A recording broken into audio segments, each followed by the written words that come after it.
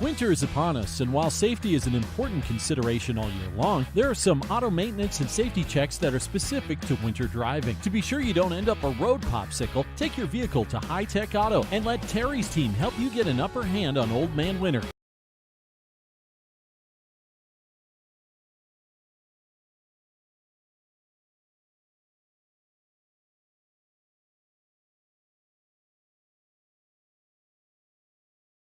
Reach your career goals. For more information, contact us here at 94.1 The Brand. Applications must be received by the Nebraska Broadcasters Association by March 2nd, 2020. Everyone loves winter. Your car door is frozen shut, it takes 10 minutes to regain feeling in your extremities after going outside, and your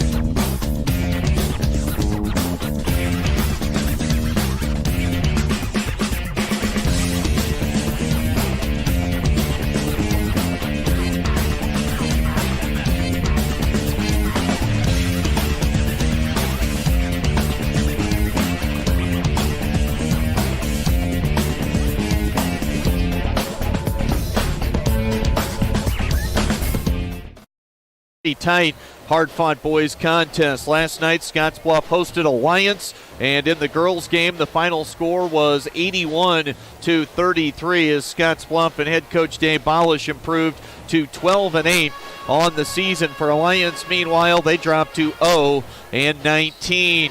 Today, Sidney comes in here on the girls' side off a win last night over at Gering, 53-35.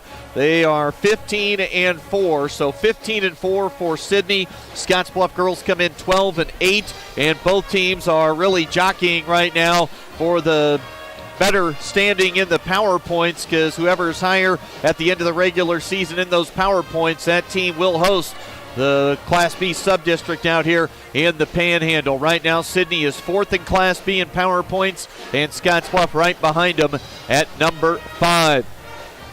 Scottsbluff next week will take on McCook and a pretty highly touted team from North Platte High School that they've already lost to this year. So taking care of business today of utmost importance for the Scottsbluff Lady Bearcats. Of course, Tyler Shaw at Sidney does a tremendous job year in and year out. You're always going to get a very disciplined team, a defensive-minded team, defensive-first type team for the Sidney girls, and they figure out just enough, whatever they have to do offensively, to get in the win column on most nights. Again, their record this season at 15-4. Scottsbluff in their blowout win last night got 29 points from senior guard Yada Garcia, as Alliance had no answer, could not stay in front of Garcia defensively. She only had one three-point basket on the night, a few free throws mixed in, and just a ton of driving hoops. Finished with 29 points in last night's game. Should be a dandy here. These two teams have already played once this year. That was a long time ago. That was day 3 of the season, the opening weekend of the year at the Western Conference Tournament. They matched up late morning in the third place game up at WNCC, as Scottsbluff won in overtime by the final that day of 55-52 as they claim third place in the season opening Western Conference Tournament for the girls this season. We'll have Gering girls and boys action tonight, 5:15 with Jeff Kelly, KMOR 93.3 and KMORFM.com at approximately 5:15 for pregame coverage tonight for the Gering girls and boys as they're on the road at Wheatland, Wyoming. Last night, the Gering girls, we told you they got beat by Sidney, 53-35. The Gering boys knocked off Sidney 56-50. Scottsbluff boys last night improved to 18-2. And for Sidney, they have just one win on the season on the boys' side. For Coach Austin Lewis, 1 in 16. KNEB.TV coverage. That also includes Allo Channel 15 and Mobius Channel 1500. Radio today on 106.9 The Trail and streaming at KHYYFM.com. It is the Platte Valley Company's pregame show. We'll continue in just a moment. And when we come back, we'll get to pregame coaches' comments as I visited last night after the game with Scottsbluff girls coach Dave Bolish. That's next, right after this on the Rural Radio Network. On April 15, 1924, West Nebraska Methodist Episcopal Hospital, the region's first modern hospital, opened in downtown Scottsbluff. The goal was to provide the care residents needed close to home, and it's never changed. For 95 years, we've continued to provide exceptional health care for generations of families throughout our region as a community hospital, a regional referral center, and a Level 2 trauma center. Thank you for trusting your health care to Regional West Medical Center. At Elite Physical Therapy, we provide preventative and rehabilitative treatments that maximize function and promote well-being for patients of all ages. With 2 locations in Scottsbluff and Gearing, we offer the convenience of you choosing your location with the same great services no matter where you go. Stop into one of our locations today, in Scottsbluff at 214 West 27th Street or in Gearing at 10th and M Street, and see what Elite Physical Therapy can do for you. Treatment you need and care you deserve.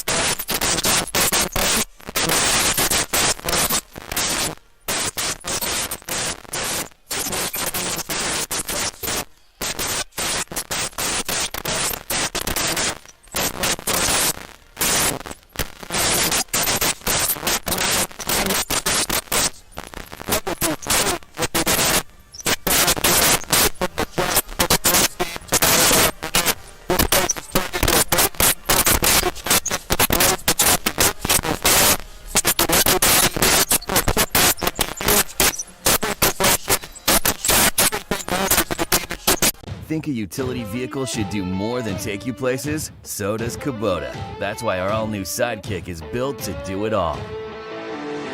Climb more. Tow more. Go more. Cross over to more today. Take your Kubota Sidekick home with no money down and 0% financing for 36 months. Your local Kubota dealer is Sandberg Implement in Gering.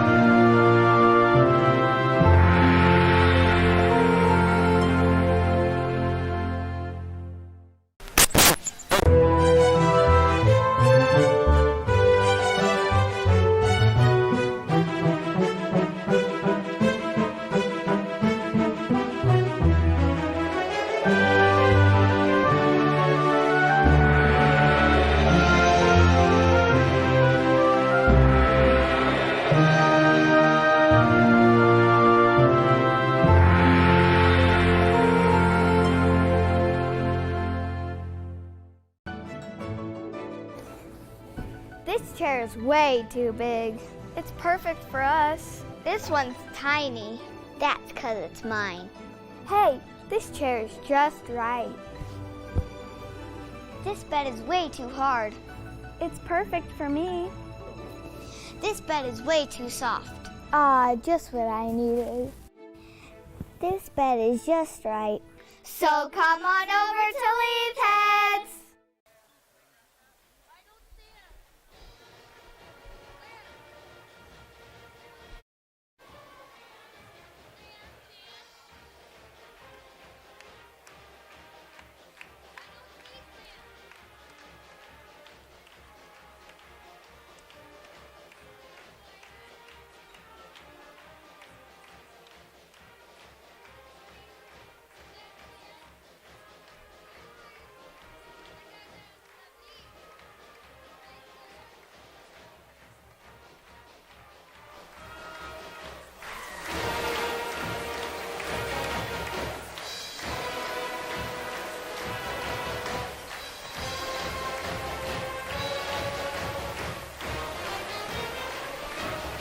Chris Cottrell back with you here on an afternoon at Scottsbluff High School on the Rural Radio Network. We get set for Scottsbluff girls and boys doubleheader action at home against the Sidney Red Raiders. Lady Raiders up first against Scottsbluff. You heard from Dave Bolish. Coach's comments brought to you by The Zone at Scottsbluff Screen Printing. See Shane Wilson and his staff to be in The Zone all season long. And, of course, that key to the game, the inside-out matchup tonight, guards against post players. How does it shake out? That key to the game brought to you by Team Auto Center, home of the lifetime warranty on every new vehicle purchase there at Team Auto. We'll take another quick timeout. We'll get the national anthem here on site. And then when we come back, we'll introduce starters for both these teams in a key, pivotal Class B showdown for girls action here in the Panhandle. We'll get to that right after this when we come back on the Rural Radio Network. Are you looking for the perfect place to hold a wedding, family reunion, holiday office party, or business meeting? Well, look no further. The Hampton Inn and Suites Hotel and Conference Center is just the place for you. We're a full-service banquet facility that can host up to 400 of your guests. Stop in and see our spacious open-concept meeting rooms and begin planning your special event or family gathering today. Let us do the work for you so you can enjoy your guests. For personal service, stop by the Hampton Inn and Suites front desk. At Platte Valley Bank, we offer loans with competitive rates and quick decisions from our experienced lenders. Our team works hard to get to know you and your business. From ag to auto, home loans, and everything in between, we're here to help. Stop by Platte Valley Bank or apply online to find the loan that is right for you today.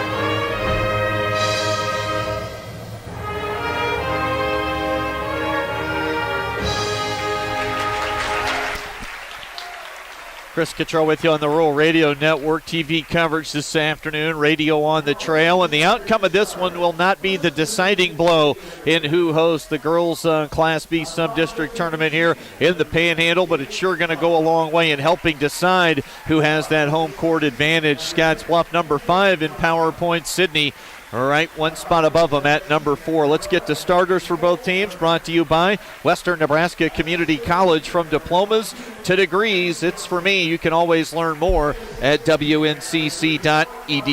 5'2" senior Jaylee Shaw, one of the backcourt members for Tyler Shaw, her father, the head coach for Sidney, Jaylee Shaw. Maddie Johnson, a 6' senior, their leading scorer at 16 points a game. Carly Sylvester, a 6' junior. She averages 10.7 rebounds.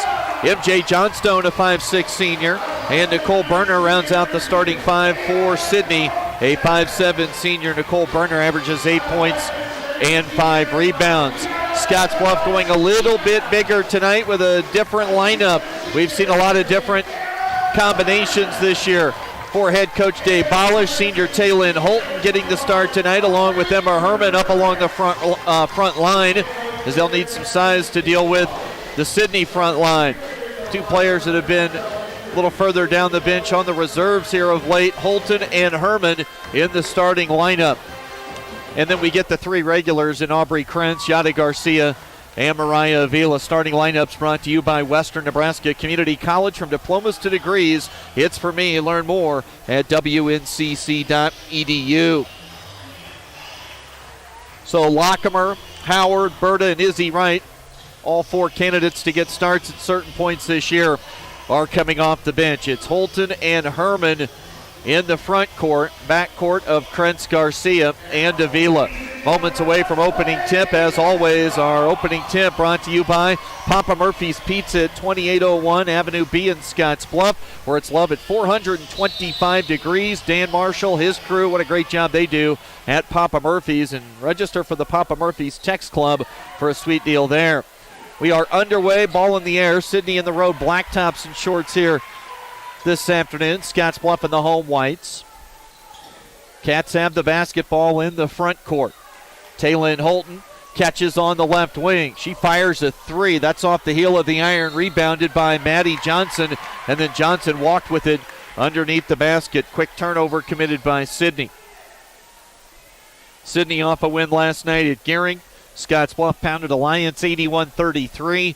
Lady Raiders are fourth right now in Class B power points, and you've got Scottsbluff one spot behind them at number 5. Aubrey Krentz working along the baseline near the right corner. Now back up top to Mariah Avila. Jaylee Shaw defending.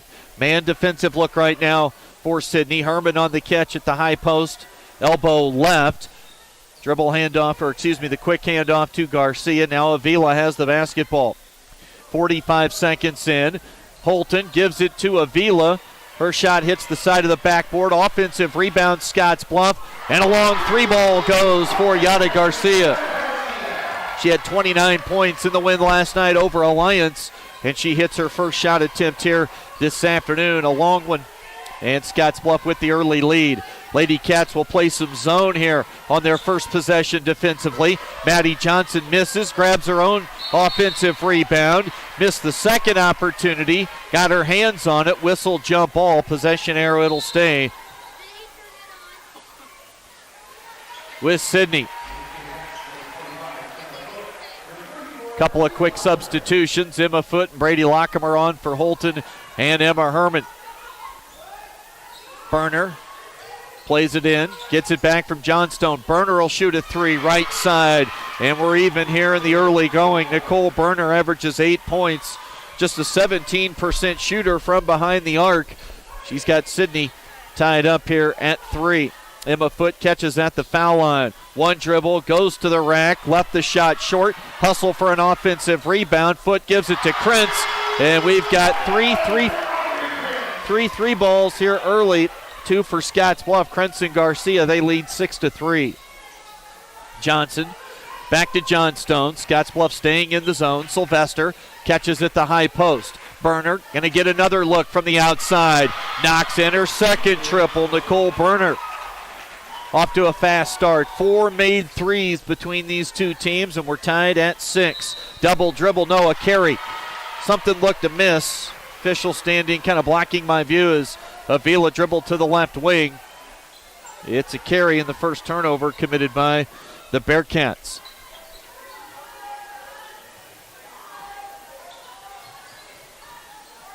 Six our score. 5:45 to play. Into the paint, Johnstone. Dribble penetration and a left-hand layup for MJ Johnstone.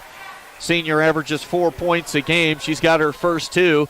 Yada Garcia off the mark from downtown. Top of the key, quick trigger 3. The defensive rebound cleared by Sidney. They'll move it into the front court. Shaw gives it up to Johnstone, to Maddie Johnson. Johnson dribbles inside the arc. Shaw gets rid of it in a hurry. Now Sylvester catches down low, and they'll get her for a travel. No, we're going to get a foul called on Scottsbluff. Looked like she shuffled her feet. Instead, the foul charge to Brady Lockemer. First foul on Lockemer. First team foul on Scottsbluff. In fact, our first foul of the afternoon. 5:11 to play in the first quarter. An 8-6 lead for Sidney. At the free throw line is Carly Sylvester. Sylvester on the year, just 48% at the stripe, converts on the first. Brenna Ross checks in for the first time. She's a pretty good three-point shooter at 37%. Younger sister of former Red Raider sharpshooter Megan Ross.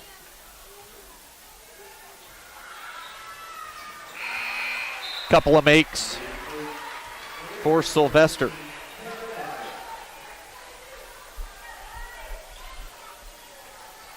.5:11 to play. 10-6 early on. Sidney's got the lead. Scottsbluff a pair of three-pointers. They throw cross-court. Krentz, step or two behind the arc, can't knock it down. Defensive rebound, Maddie Johnson. Here comes Sidney up the floor. Johnson picks up her dribble, gets it to Burner. Burner will clear. Now near the top, out to the 10-foot volleyball stripe. It's MJ Johnstone. Ross floating around the baseline. Avila gets a hand in the passing lane, deflects that Wing pass away out of bounds. It'll stay with Sidney. 4:48 to play. Lady Raiders with a 4-point lead in the early going. Inbounds pass comes to MJ Johnstone out near midcourt. Ross on the catch. Top of the key with it, Maddie Johnson. Johnson holds. One dribble. Comes right. Nicole Berner got deep. Almost turned it over. Now Berner down low, lefty layup finish. Berner has 8 points. A 9-0 run right now for Sidney as they lead 12-6. Lockemer lost the dribble, picked up the loose ball, got rid of it to Avila. Still a little sloppy right now for Scottsbluff. Avila has used up her dribble. They close out defensively. Now Yada Garcia works against MJ Johnstone. Comes to a jump stop inside the free throw line area. Now Lockemer right to the rim. They'll wipe the layup away. Got the shot to go, but a foul came first on the floor, and that'll go against Maddie Johnson. Halfway through the first quarter, Sidney leading 12-6. Couple of substitutions. Kendra Nesbitt into the game. And Jaylee Shaw's back on for Sidney. Scottsbluff with Avila, Krentz, Garcia, Foot, and Lockemer. Inbounds pass from Foot. She gets it now in the right side. Now in the corner left side. It's Garcia. Came to a jump stop right around the left block area and got banged pretty hard that time. And Kendra Nesbitt picks up the personal foul. Second team foul on Sidney. Avila on the catch and shoot. Triple off the inbounds pass. Good effort play by Lockemer. Taps it out, keeps the ball alive. Underneath, we get a leather whistle and another foul coming against Sidney. That'll go on Carly Sylvester. Third team foul early here. Whistled against Sidney. 3:43 to play. This time it results in 2 shots at the line for Yada Garcia. Again, 29 points last night. That snaps a 9-0 run for Sidney. The free throw make from Garcia. Quick substitutions. Johnstone and Johnson back on for Sidney.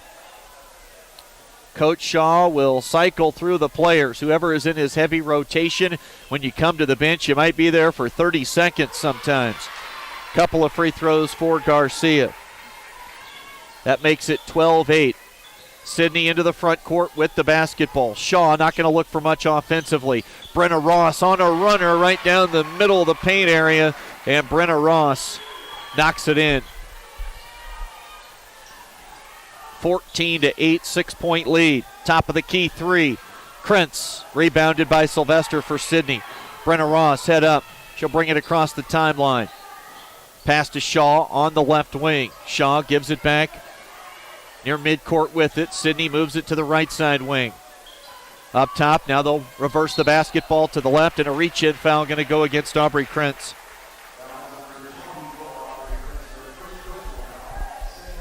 First personal on Krentz, second team foul. 3:04 to play, first quarter action here at SHS this afternoon, and a 14-8 lead for Sidney early.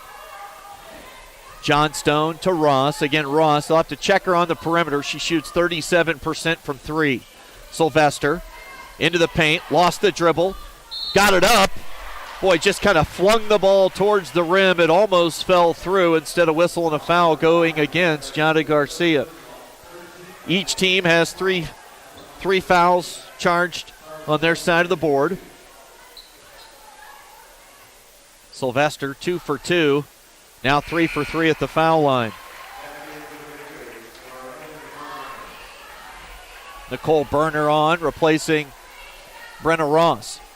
KNEB.TV, 106.9 The Trail. High school basketball, a key game for these Class B teams here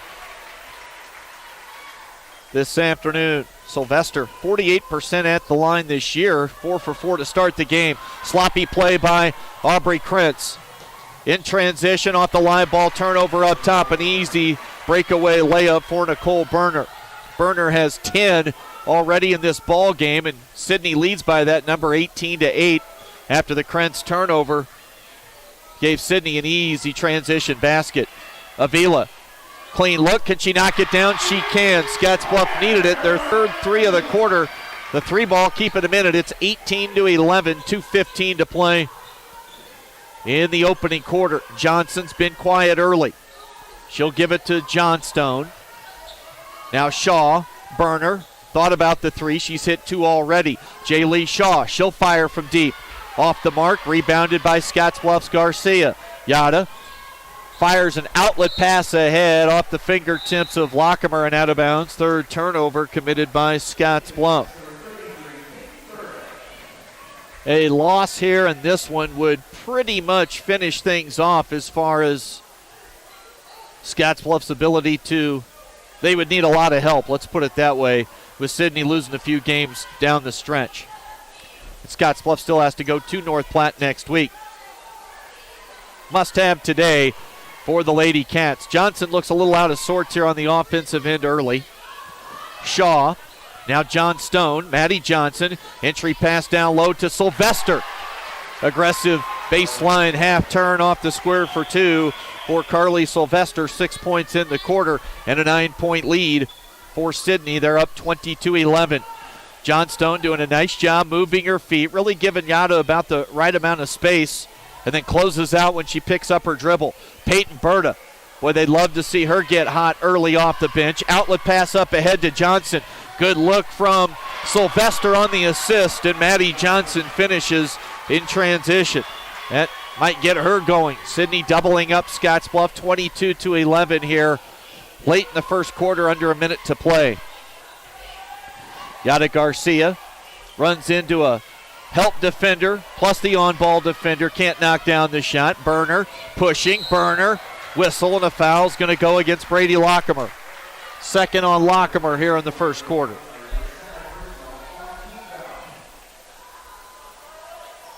.42 seconds to play. Izzy Wright, Krentz back on. Joined on the floor by Berta, Garcia, and Avila. Nicole Burner will inbound for Sidney. They lead by 11. Nesbitt has it. Kendra Nesbitt into the paint. Feeds back out to the perimeter to Johnstone. They lob a pass to the left wing. Maddie Johnson on the catch. 30 seconds to play. Will Sidney play for the final shot of the quarter? Open in the corner, Brenna Ross. That three's up and off the mark, and we're going to get a whistle and a push underneath. This will go against Kendra Nesbitt, her second. Fourth team foul against Sidney. 22-11, chance for Scottsbluff to cut into that lead as we come down to the final moments here of the first quarter. Reach-in foul. This will go against MJ Johnstone, defending man defensively that time on Yada Garcia. Johnstone's first. High-scoring quarter for Sidney. 22 points. Nesbitt out. Carly Sylvester back on. They get big in a hurry with Sylvester and Johnson. Avila. Now Berta. Krentz off a screen. Can't hit the three. 12 seconds to go. Rebounded by Sidney. Outlet pass comes to Burner. Burner gets all the way to the bucket. It goes, and a foul. Chance for a three-point play as Nicole Burner is having herself a ball game. She's got 12 first quarter points, came in averaging 8 for the season. Jaylee Shaw replaces MJ Johnstone on the floor. 5 seconds to play in the first quarter. Sidney up by 13, 24-11. Burner left it short. Berta grabs the rebound. Can't imagine she'll do anything but stop and fire. It's off the mark at the buzzer. Sidney puts up 24 points to start this ball game at the end of one. Lady Raiders with a double-digit lead on Scottsbluff. They're up 24-11 on the West Coast scoreboard. At Compliments for you and your home, we're not ready to take down Christmas decor quite yet. Stop in and pick up great Christmas decor at great prices, with all Christmas items 30% off. And remember, Compliments has ladies' fashions that appeal to all ages and sizes. Be sure to look through our clearance racks for last chance bargains. Compliments for you and your home, 1708 Broadway, downtown Scottsbluff. Fly United Airlines, operated by SkyWest with Western Nebraska Regional Airport. United is dedicated to going the extra mile for you with daily flights to and from Denver and a commitment to excellent service. Reserve your flight today. Plus, all United miles can be earned and redeemed with your flight. Finally, while visiting Western Nebraska Regional Airport, Hertz Thrifty Car Rental is there for your car rental needs. Make life easier, relax, and get on board with Western Nebraska Regional Airport. Chris Kitron with you from our Logos broadcast booth at Scottsbluff High School. Stop into Logos. Guys there will custom design it, print it, have it ready for the game. No job too big or small for Logos in downtown Gering. Start of the second quarter. Challenge shot there against Berta. Some contact, maybe a deflection on the release. No whistle. Sidney gets it back. They lead 24-11. Sylvester posting, got it deep, scored it against Izzy Wright. Had the mismatch size-wise. No contest down low as Sylvester just powered her way to the basket for an easy two and a chance for a three-point play. Sylvester has 8 in the game. And it's a 15-point lead. Sabrina Harsh, a freshman, will check in now for Scottsbluff. The foul goes against Wright. Missing the free throw. Offensive board. Maddie Johnson missed a point-blank shot. First miss at the line. Sylvester's 4 out of 5. Yada Garcia. Outside Izzy Wright. She'll shoot the 3 ball. That was halfway down, came out. Grabbed by MJ Johnstone of Sidney. Johnstone will handle it herself, bring it up the floor. Slowly dribbles across the timeline. Johnson catches. Their leading scorer has been struggling tonight. Whistle and a jump ball. It'll stay with Sidney. 7:11 to play in the half.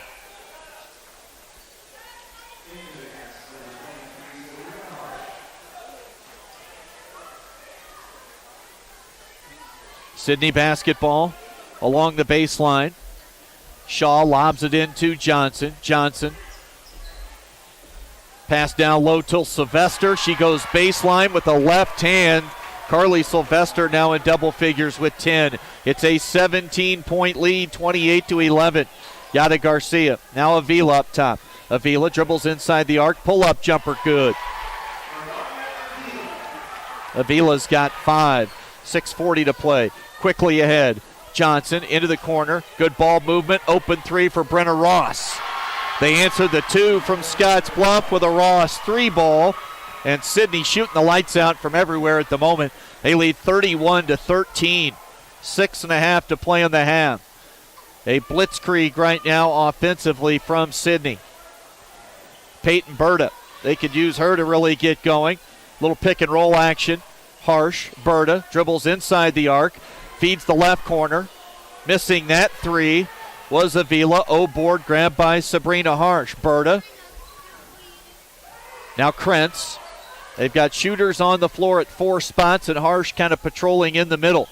Yada Garcia is not finding as much room as she has for quite a few of these games this year. Sylvester blocks Harsh's shot, and now Sidney has the ball.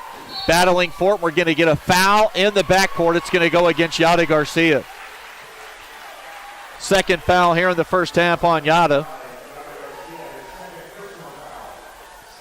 7th team foul called against Scottsbluff, and a 1-and-1 opportunity for Brenna Ross, who at the foul line this year is shooting 75%.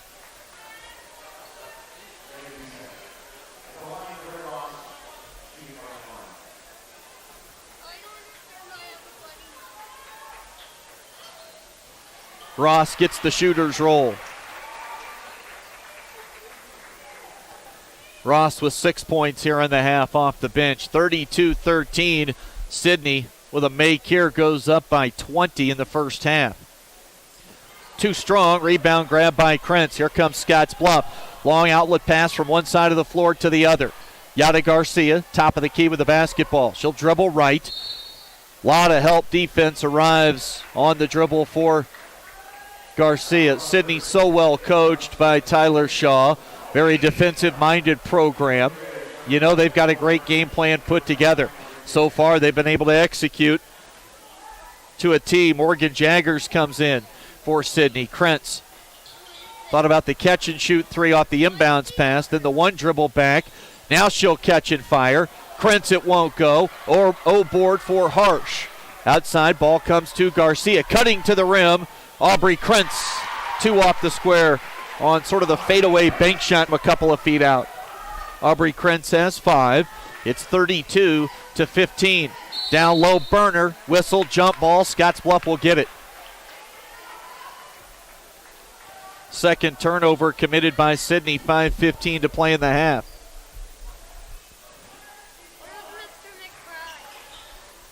Garcia, now Krentz. Aubrey, jab steps, dribbles right. Dribbles into a step back 3, missed everything. Ball goes out of bounds.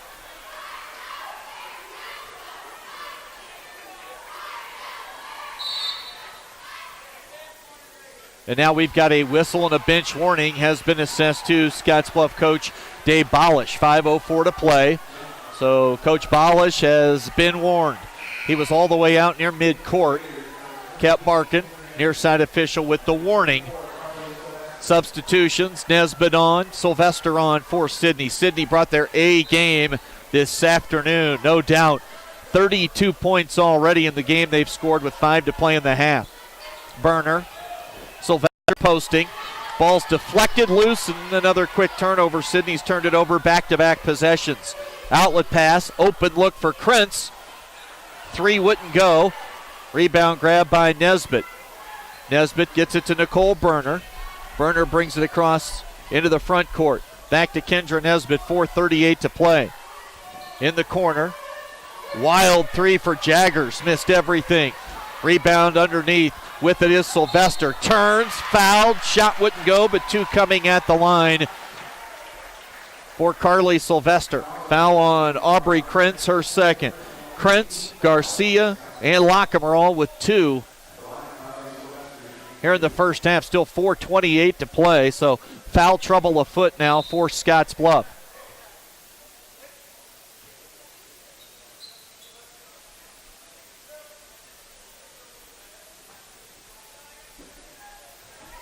Coach Shaw patiently, quietly, under control, talking to his teammate or his young ladies out near midcourt, his daughter and Burner.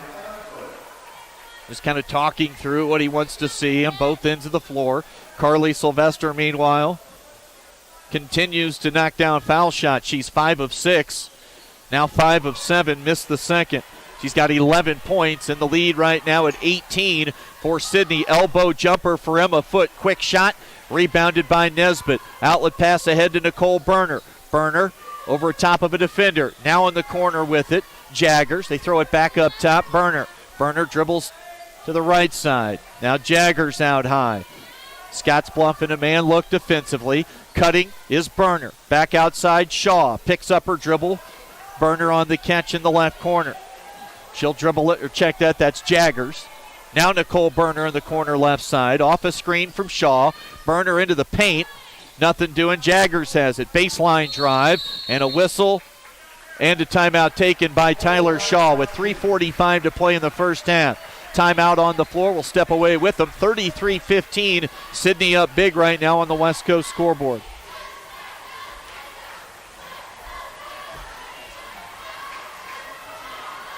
Hey, it's Angela from Tuxedos and Men's Formal Wear by Angela's. You know you can count on us to dress you up right for those special occasions, whether you need a business suit for the office or a formal tuxedo for the wedding. We offer several options from full ensembles to individual pieces with a customized fit. Whether you're looking to buy or rent, I'm here to offer you that one-on-one customized service on your time schedule. Now with the option to be mobile. Call me today at 308-635-0001. That's Angela's at 308-635-0001.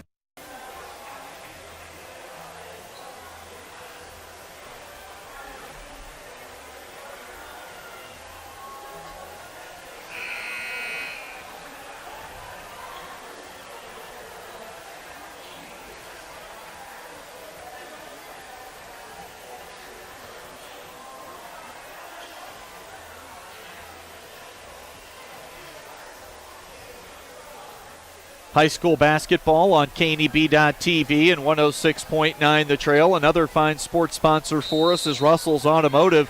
They're your family-owned go-to for all those quality automotive repair needs. Sidney ball out of the timeout. They lead 33-15. A driving attempt and 2 more for Carly Sylvester. She's been unstoppable in the paint here today, and Sidney's got a 20-point lead. Dangerous pass, and Sidney with a bailout foul.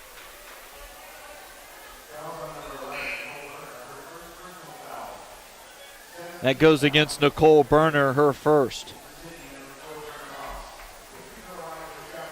7th team foul against Scottsbluff. 1-and-1 opportunity for Yada Garcia. She won't get the second. Maddie Johnson the rebound. Johnson hasn't even played very well as of yet, and Sidney leads by 20. Johnson into the corner. Jaggers shot a wild three earlier. Probably not the shot they're looking for there, off the mark from downtown. Here comes Scottsbluff. Berta. Little pitch back to Krentz. Peyton Berta gets it back from Aubrey. Now Yada out high right. Backs the dribble out. Berta got it away. Left it short. Rebounded by Berner. Berner picks up her dribble to Sylvester. She'll throw it across the timeline to Jaggers. Now with it in the corner, Maddie Johnson lost it. And what do we have? This got to be a foul on Johnson, I believe. Well, they're going to say Krentz. No, Maddie Johnson. Her second. Johnson has looked a little rushed on the offensive end here in the first half. That said, her mate's picking her up in a big way. They lead 35-15. At the line for a 1-and-1 now is Aubrey Krentz. She's a 63% foul shooter this season. Krentz and Scottsbluff is just struggling in all facets right now. Unable to knock anything down from the foul line. Now Brenna Ross, a turnover. We'll see if that can help Scottsbluff try and find a little bit of something on the offensive end. Yada Garcia got loose. Jumper from the elbow. Got fouled on the shot. She'll get 2 now at the line. 2:29 to play here in the half.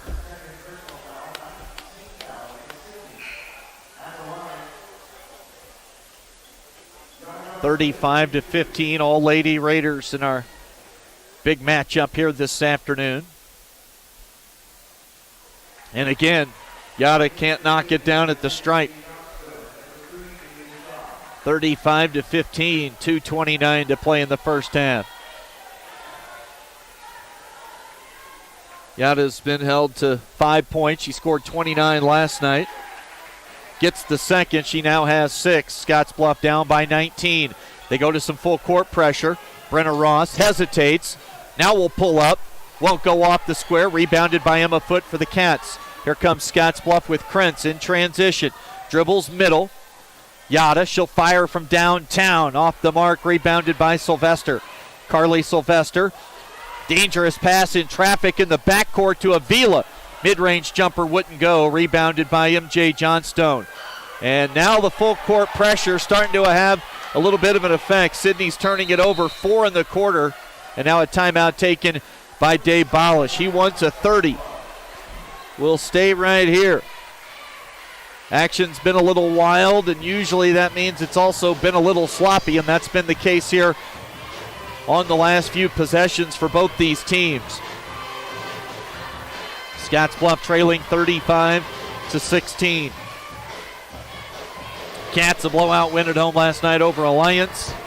Sidney pulled away in the second half for a double-digit win by 18 at Gehring 53-35. Sidney put up 24 points here this afternoon in the first quarter. They've got 11 here in the second. Still outscoring Scottsbluff with a down quarter offensively, 11-5. So they've increased that lead by 6 after the big outburst in the first stanza. Cats basketball. Krentz dribbles into the front court. They flood the right side of the floor. Now they'll run Avila off to the left. Lockemer floats to the wing left side. Foot to Lockemer. Lockemer, pump fake, and had it taken away. Scottsbluff's committed 4 turnovers. Full court pressure. MJ Johnstone, dangerous again. Sidney struggling against pressure. On the basket and a foul. The turnover. Avila grabbed it. Went to the rack, right hand layup, right side. Count it. And a foul. Mariah Avila has 4 in the quarter. She's got 7 in the game to lead Scottsbluff. And with 1:28 to play, they're a free throw away from cutting that deficit to 16. Avila converts at the line.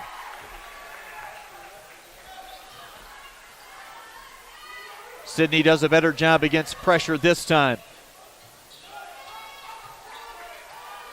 Reagan Bieseker's into the game. She caught near the foul line, got rid of it in a hurry. Bieseker has it again. Now Brenna Ross. Ross, one dribble to Jaylee Shaw. This is not really an offensive unit on the floor for Sidney. Ross will shoot it. Short corner jumper missed badly. Rebounded by Garcia for the Cats. Scottsbluff into the front court. Right side, open look. Lockemer for 3. Came up short. 2 players gamble for a steal. Now a 5-on-3 break the other way. Sidney pulls the basketball out to Johnstone. They hold up. Coach Shaw holds up the one finger. We'll see if they want the final shot of the half. Sylvester had good post position. And now Krentz knocks a pass out of bounds. It'll stay with Sidney. 33 seconds to play, second quarter. Lady Raiders up by 16. It's 35-19 here for Sidney, a lead on the road. Yada Garcia dangerously close to her 3rd foul. Johnstone dribbles into the front court. Bieseker has it.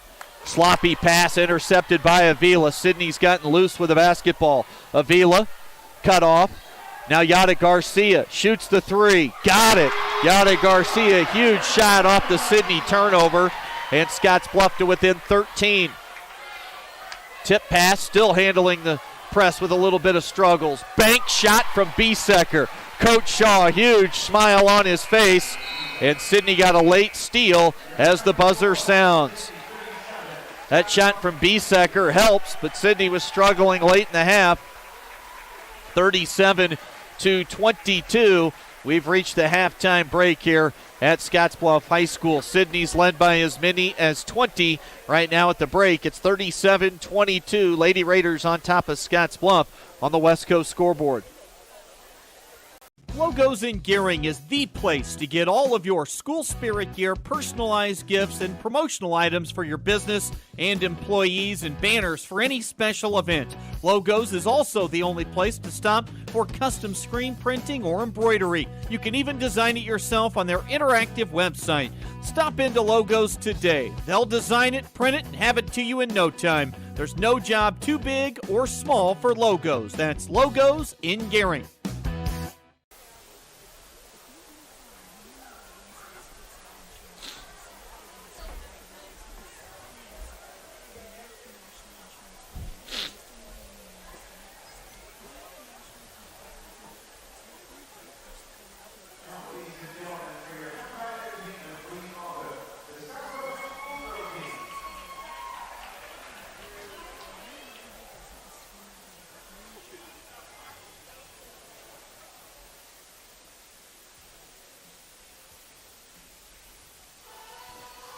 Chris Cottrell with you here on KNEB.TV and radio on 106.9 The Trail. Halftime score 37-22. Sidney with a big 15-point lead. For more than 125 years, Wells Fargo Advisors has created wealth management and investment strategies aimed at achieving their clients' personal financial goals. Call Ryan Windhorst at 632-7561. Together, you'll go far. Here at the break, 37-22. Let's add these totals up here quickly. We'll get to a check of the numbers brought to you by Arby's. They are the meat crafters throughout western Nebraska and eastern Wyoming. Let's start with Sidney. A big-time first quarter with 24 points. Offense settled down a bit as the turnovers piled up. They committed 5 turnovers in the second quarter, and a lot of those late as Scottsbluff was able to edge their way back a little bit, trailed by as many as 20, down 15. 2 already in double figures for Sidney. Carly Sylvester has 13. Nicole Berner has 12. Brenna Ross with 6 off the bench, 2 apiece for Maddie Johnson and MJ Johnstone. I've got Sidney for 6 turnovers. Scottsbluff, unofficially, I've got down for just 4 right now. They've only had 3 players score here so far in the game. 9 for Yada Garcia, Mariah Avila with 8 points, and Aubrey Krentz scored 5 in that first half. So just the 3 into the book so far. A pair of 11-point quarters for Scottsbluff and their head coach Dave Bolish, coming off the blowout win last night here at home against Alliance. 81-33 was the final in that one. 4 games today up at WNCC's Cougar Palace. Western Trails Conference third place games and championship games. The first game started at 2. Bridgeport got a win over Baird, 66-38. Bridgeport knocked off last night in a bit of a surprise by Morrill. Morrill plays Mitchell tonight in the girls' title game at 5:30, I believe, the start time on that. Boys' title game tonight at 7:15 will feature Mitchell and Bridgeport. Should be a dandy on the boys' side for WTC. Halftime score right now here at Scottsbluff High School. Girls action first. We'll have the boys' game later. Halftime at our girls' varsity contest. It is Sidney leading 37-22 on the West Coast scoreboard. Leap year only comes once every 4 years, so to celebrate, Renewal by Anderson of Wyoming is offering a deal so great it won't be back for another 4 years. Replace your windows or doors during the leap year sale and save 20% plus an additional 9% through February 29th if you order on initial consultation. And remember, there's no down payment, no monthly payments, and no interest for 12 months. Only from Renewal by Anderson of Wyoming. Call 307-215-7493 and leap into this great deal. Find out what convenient really means at the Western Travel Terminal. Start with our great selection of food and drinks, from for real milkshakes and fresh brewed coffee to snacks and hot food. Next, check out our beer and spirits with their everyday low prices. Finally, let us work for you with our full-service gas station and automatic truck and car wash. All this can be found at 822 South Beltline in Scottsbluff. Western Travel Terminal, your convenient shopping, restaurant, and full-service gas leader.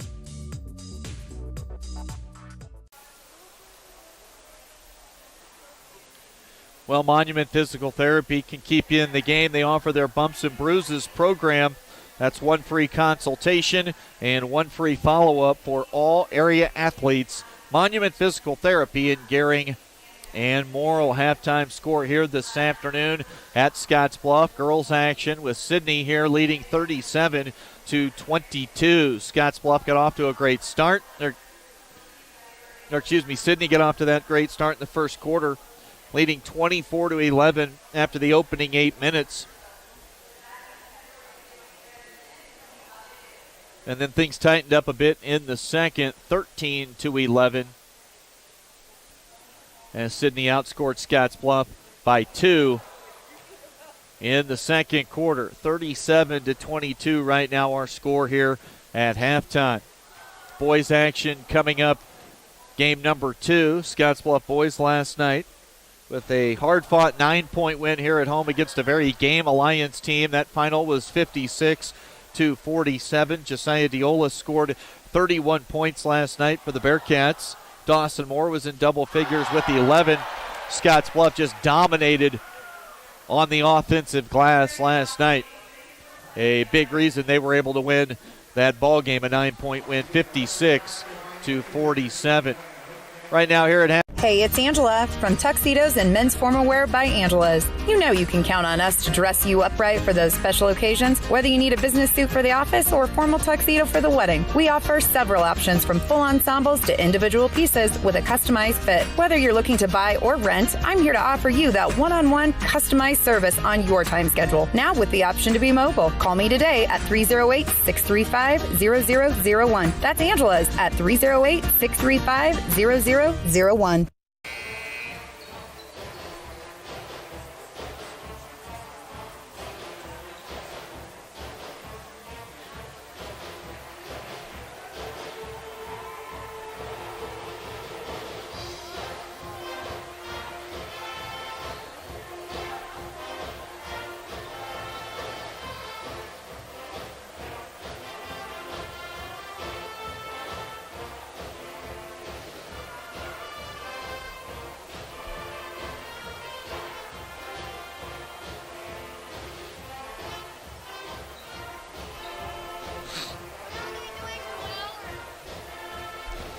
Second half action just a few minutes away here at Scottsbluff High School. Late now on a Saturday afternoon, a little past 4:15. Both teams back out on the floor. Can Sidney figure out a way to handle some full court pressure? Because if they don't do a better job than what they did against the press late in the first half, it wouldn't be all that shocking to see Scottsbluff able to work their way back into this thing here over the final 16 minutes of game action.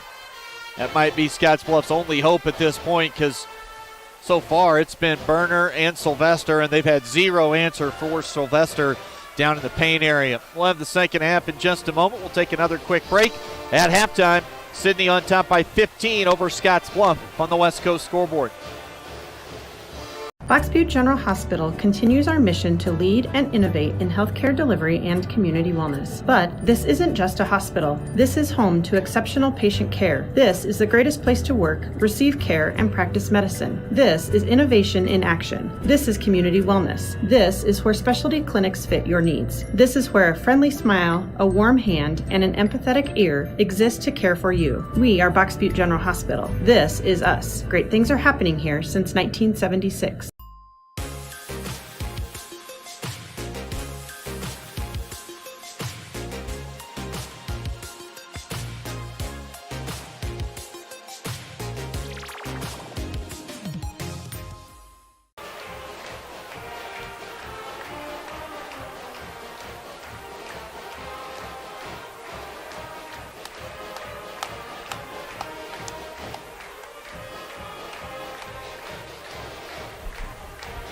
Just about set for the start of second half action here at Scottsbluff High School. Sidney and our girls match up, leading the Bearcats by the score of 37-22. Got 8 minutes on the clock. Both teams finishing up some huddles with their respective head coaches. Again, Sylvester has 13, Berner with 12 for Sidney. Scottsbluff with just 3 that have scored. Garcia with 9, Avila with 8, Aubrey Krentz has 5.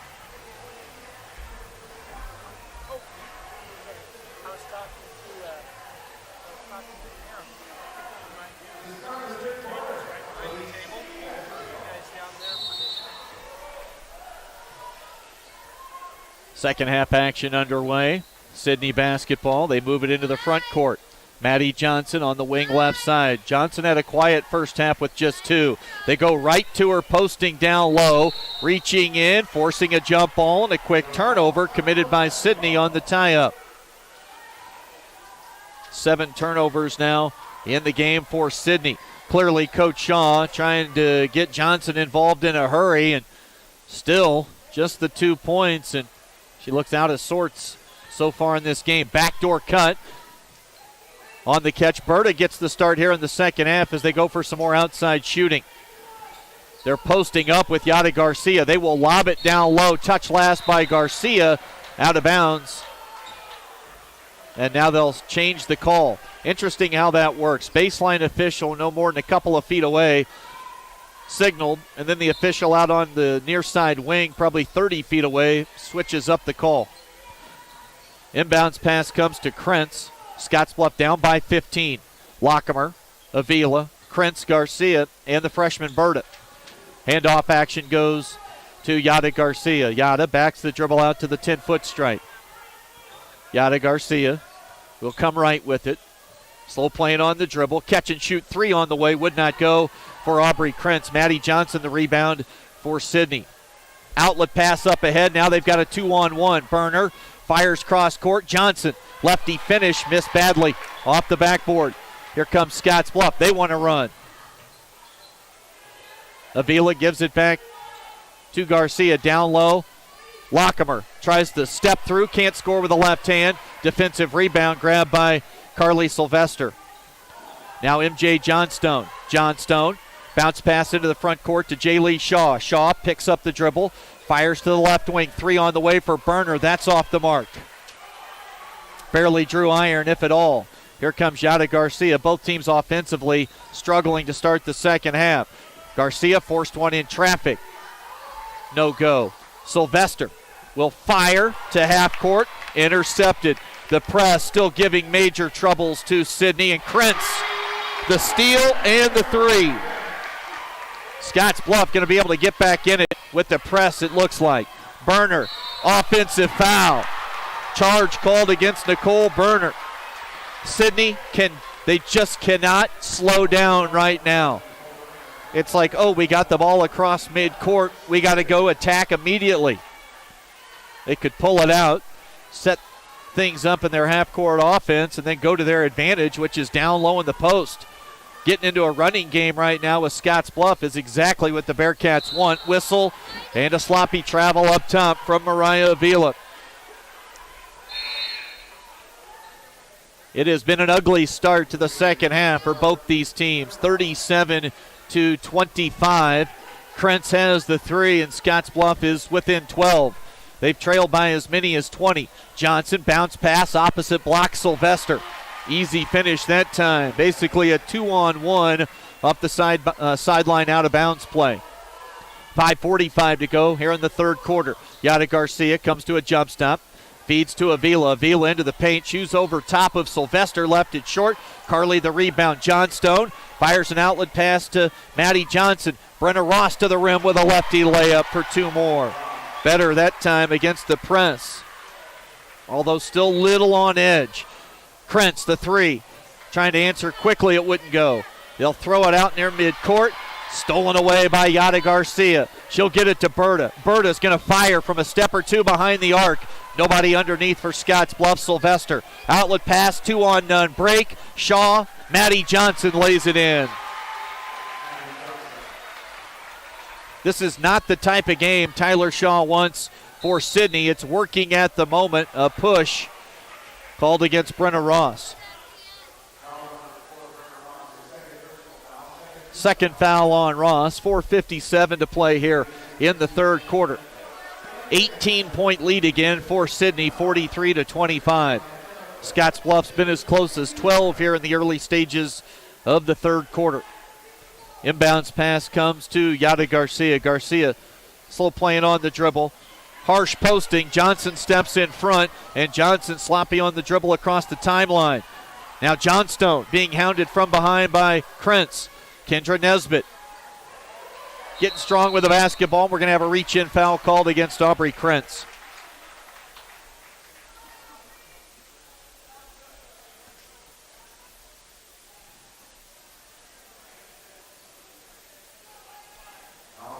This three-man officiating crew, let's just say they all shop at the same place. 43-25.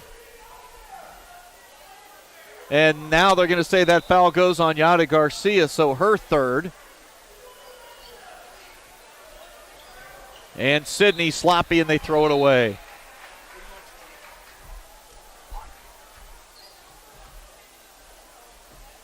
Ninth turnover by the Lady Raiders, and another conversation taking place now between the officiating crew. I think they're trying to get it figured out if that foul goes on Garcia or Krentz. I believe it was on Aubrey Krentz. This has been a weird game. Sidney has played progressively worse as the game has gone along, yet they still lead by 18.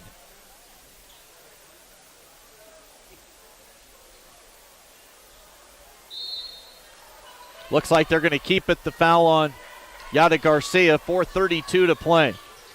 Garcia, one dribble inside the arc, and now an offensive foul. No, three in the key called against Sabrina Harsh. Still just three players have scored for Scottsbluff. Sidney's done a really good job against Yada Garcia defensively. Now Sidney spreads the floor against the pressure. And again, another turnover right into the hands of Emma Foote. Here comes Krentz. Garcia, she'll shoot it. Scottsbluff needs one, can't get it to go. Oh, board, Emma Foote, and a foul.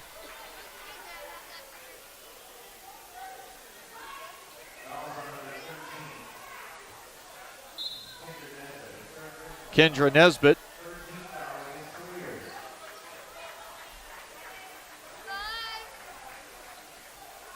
Charged with the foul for Sidney. Inbounds pass Tipped away by MJ Johnstone.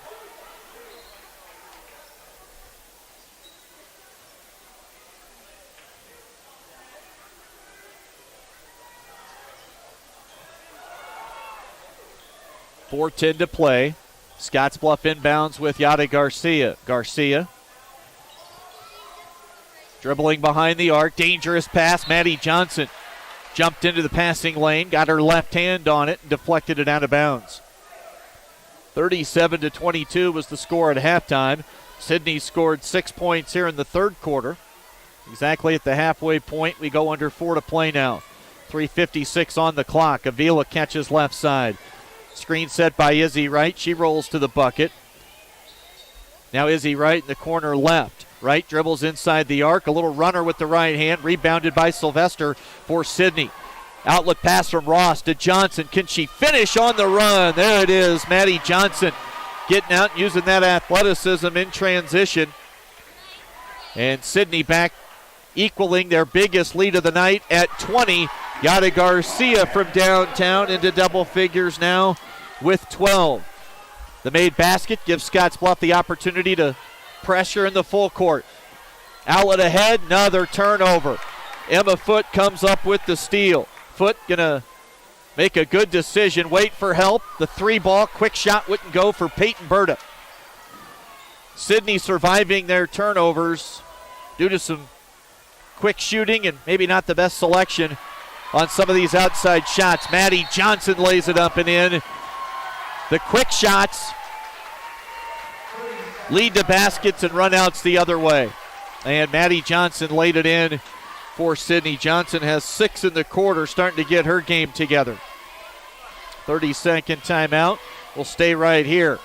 Third quarter action. 47-28. A 19-point lead at the moment for the Lady Raiders. They led by 15 at halftime. Out of the timeout, Krentz, Garcia, Foote, Berta, and Avila for Scottsbluff. For Sidney, Berner. She's been quiet since a 12-point first quarter. Ross, Sylvester, Shaw, and Johnson. Scottsbluff basketball down 19.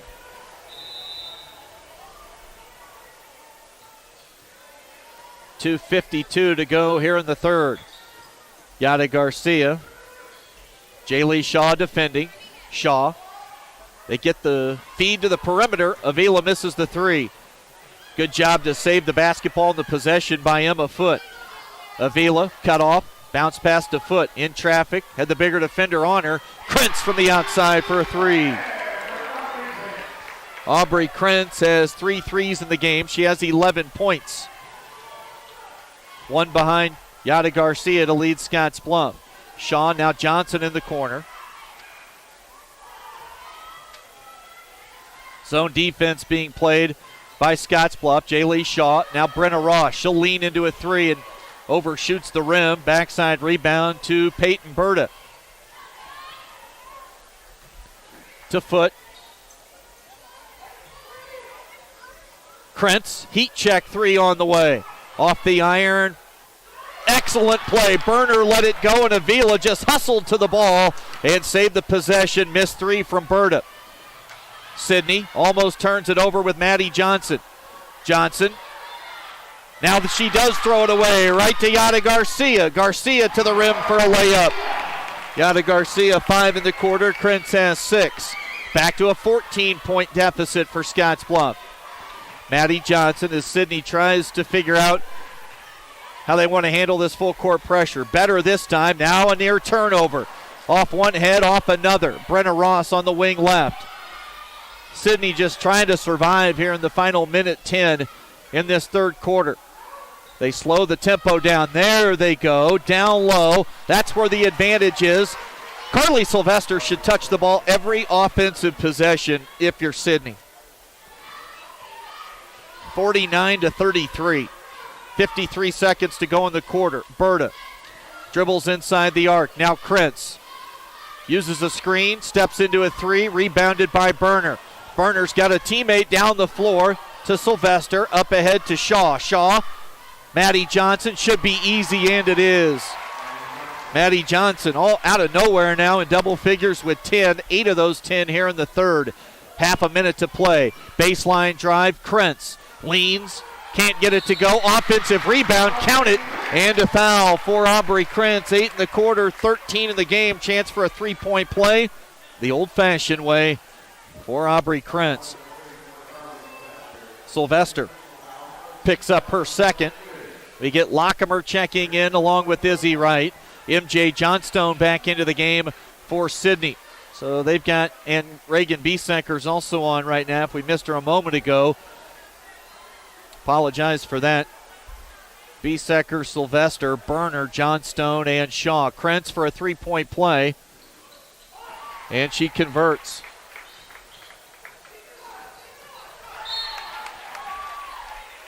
Deflected away in the backcourt. 51-36, 23 seconds to play. And again, struggling to get open. They'll throw it into Berner. They come near side to Shaw. Shaw, whistle, walked with it. Tyler Shaw's got to be beside himself right now with his team struggles against the pressure.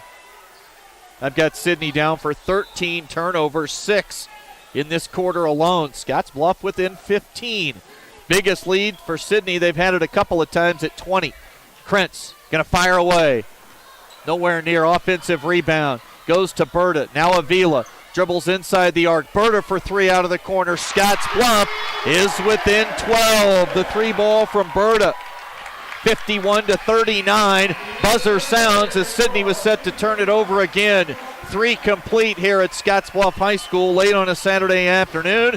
We'll head to the fourth in just a moment. 51-39, Sidney leads on the West Coast scoreboard. Are you ready to join the celebration? Then what are you waiting for? Switch to Viero today and find out exactly why we're better. More towers than the competition. Convenient stores in your neighborhood.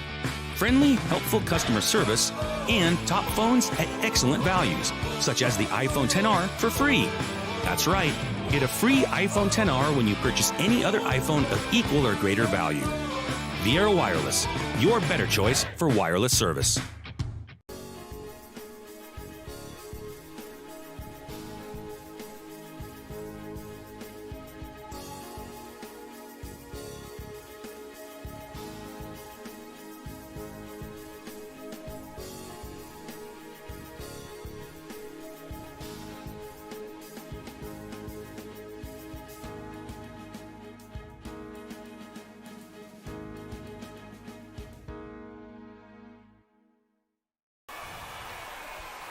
Start of the fourth quarter here at Scottsbluff High School. Panhandle Trails Intercity Public Transit offers regularly scheduled accessible bus service serving communities in the Panhandle Monday through Friday. Reservations are required at panhandletrails.com, or you can call 761-TRIP. That's 761-8747. Start of the fourth quarter, Scottsbluff has cut the deficit to 12. Sidney's led by as many as 20 a couple of different times. Reagan Biesenker has that's Kendra Nesbitt, couldn't handle the pass. Aubrey Krentz, Avila. That would have cut it to single digits. Rebound comes off to Maddie Johnson. Again, sloppy. Sidney turns it over. Sidney just can't help themselves right now. Peyton Berta, she can help Scottsbluff. Long ball. Her second 9-point lead. Whistle. And a foul's going to go against the Bearcats here in the backcourt with the full court pressure. That'll go against Brady Lockemer. Third personal on Lockemer.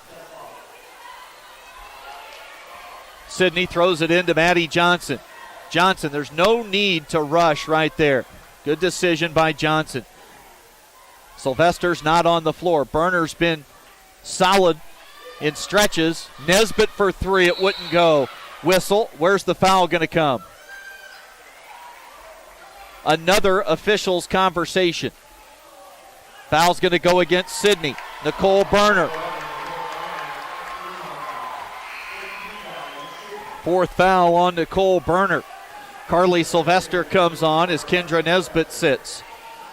Berner's going to have to stay for ball handling purposes, even with the 4 fouls. Scottsbluff down 9 and the ball, close as they've been in quite some time. Berta.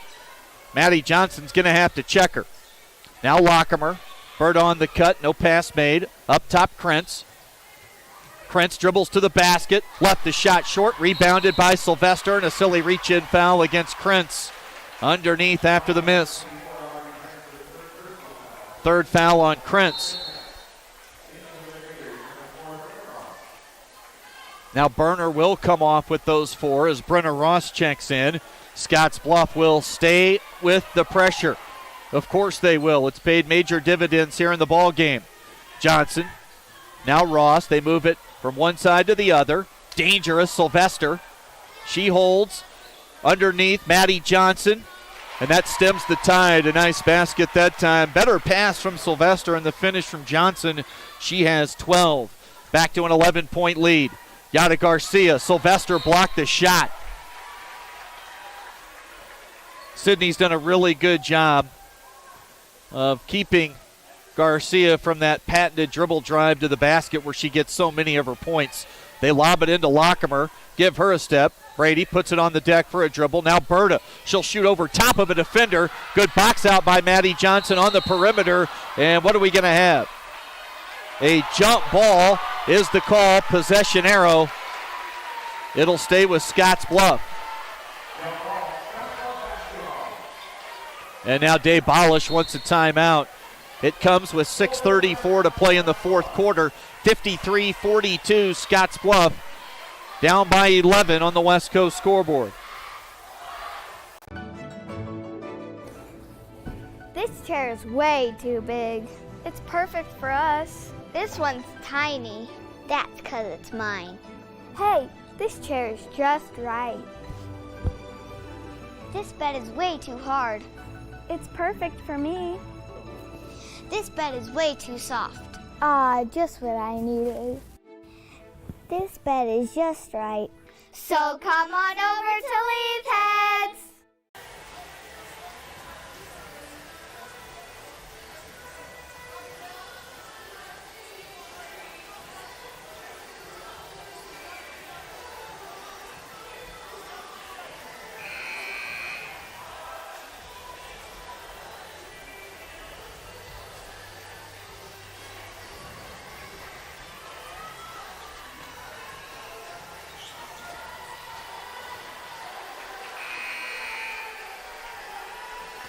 KNEB.TV, 106.9 The Trail. Chris Cottrell with you from our Logos broadcast location here at Scottsbluff High School. Lady Bearcats basketball out of the timeout. They run a set play for Aubrey Krentz, and now we're going to have an offensive foul. I believe Berta setting a screen for Krentz, trying to get loose, coming off onto the wing.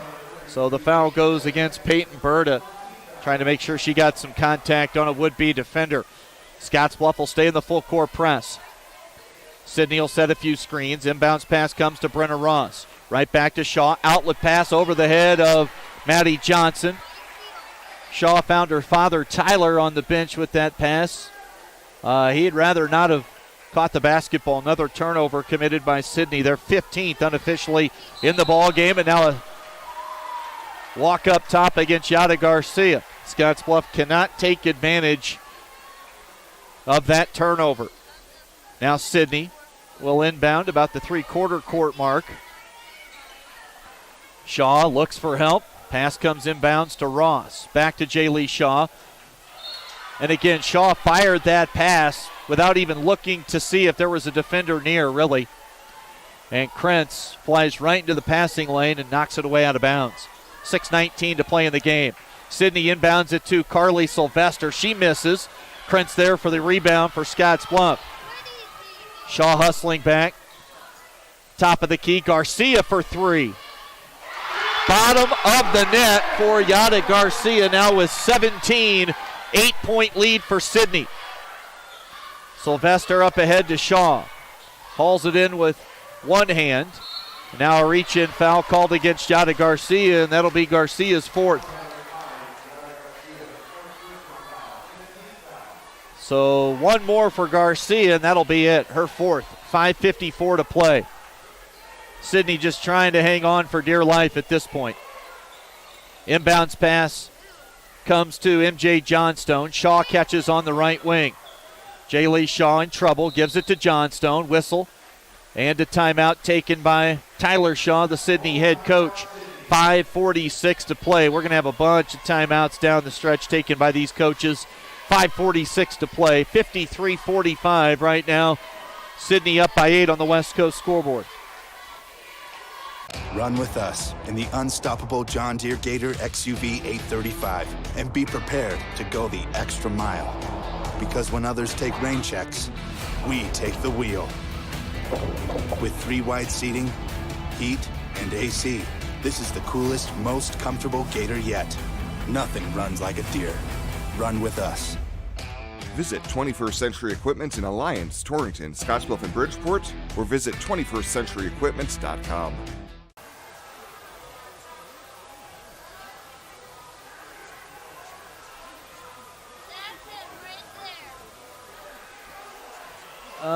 There's a total of 5 left combined. I don't know how much they'll use, but that's what they've got left to play with.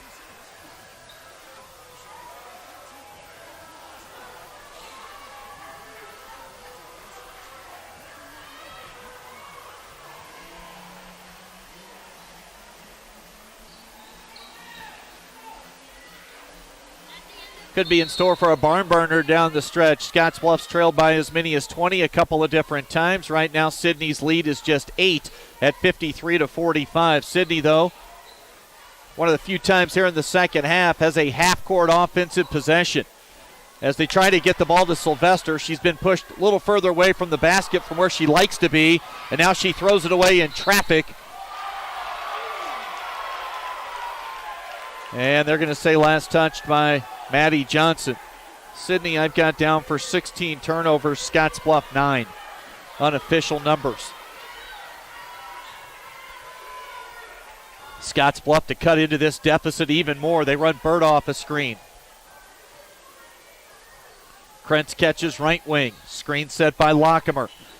To Brady on the pass. She'll shoot it. Missed off the backboard from way outside. Brenna Ross a rebound. Ross throws middle, has Maddie Johnson. Defenders hustling back. Johnson, reach-in foul. Really not a bad foul committed by Scottsbluff's Brady Lockemer right there. Probably prevented an easy 2 points on the layup. Third foul on Lockemer. Sidney looks to inbound. Taking a lot of time. They get it into Maddie Johnson near a 5-second call. MJ Johnstone. Under 5 minutes to play in the game. Seems like an eternity left for these two teams. Johnstone might have got away with a carry. Lofts a pass to Johnson. Operates at the foul line. Cuts in. Whistle. And a foul's going to go against Scottsbluff. If it's Aubrey Krentz. No, it's Yada Garcia. Wow. 5th on Garcia. Her day comes to a close. That is a crushing call. Yada Garcia fouls out with 17 points. And Scottsbluff going to have to come back from down 8, 4:44 still to play. And Garcia done for the afternoon. Jaylee Shaw checks in, replacing Nicole Berner for the Lady Raiders. For Scottsbluff on the floor, Lockemer, Krentz, Foot, Avila, and Berta. A lot of talking going on for both these teams. Missing the shot at the free throw line. Johnson, so they come away with an empty possession. Here come the Bearcats. Krentz. Up top, Lockemer. Peyton Berta off a screen. Feeds Aubrey Krentz left side. Krentz dribbles into a 3. Off the mark. Offensive rebound secured by Emma Foot. Now Peyton Berta. Berta, Emma Foot. Triple threat. She'll pass to Lockemer. 4:15 to play. Lockemer comes to a big jump stop. Feeds the corner, Krentz. Now Avila. Berta. Off the mark. Rebound grab by Sylvester. Outlet pass to Maddie Johnson. Johnson looking down at the basketball as she brings it across the timeline. Jaylee Shaw to Nicole Berner. Check that. MJ Johnstone has it. And a bump up top. Foul goes against Mariah Avila. First foul on Avila.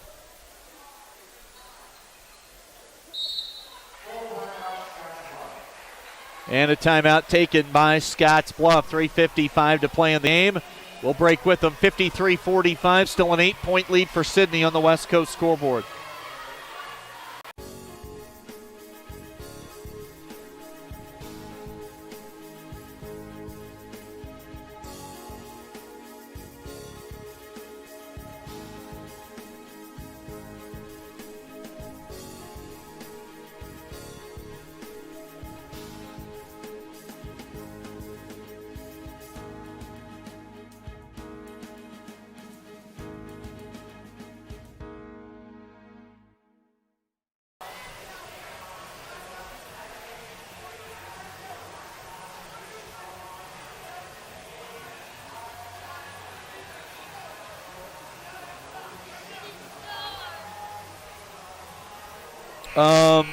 I don't know. I would think anything that plays is logged.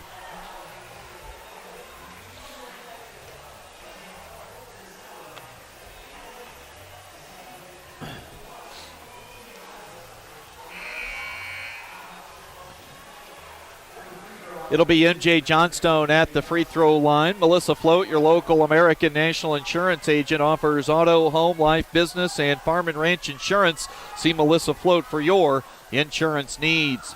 Under 4 minutes to play here in the fourth quarter. Missing the front end of the 1-and-1 is MJ Johnstone, and we get a whistle and a foul called against Maddie Johnson underneath the basket for Sidney. Third personal on Maddie Johnson. 16 foul against Sidney. One more to go for the bonus for Scottsbluff. Lady Cats have already committed 8, so Sidney will shoot free throws the rest of the way. Mariah Avila handling point guard duties with Yada Garcia fouled out of this ball game. Emma Foote, dangerous pass to a cutting Mariah Avila, winds up a turnover for Scottsbluff. Johnstone, and they run multiple defenders towards MJ Johnstone, Berta and Krentz.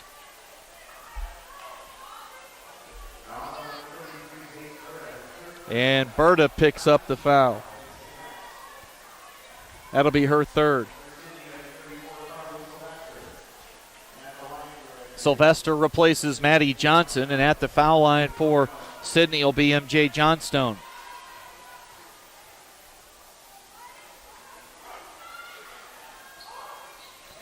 Johnstone, a 42% free throw shooter. Missed her last one, gets the first on this go around. And the back end of the 1-and-1 will be hers.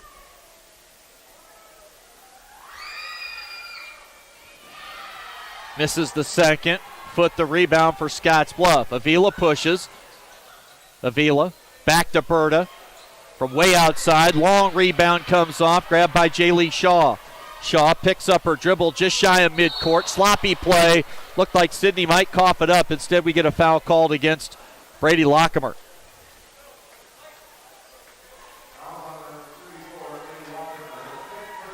Lockemer's day comes to a close. Second Bearcat to foul out.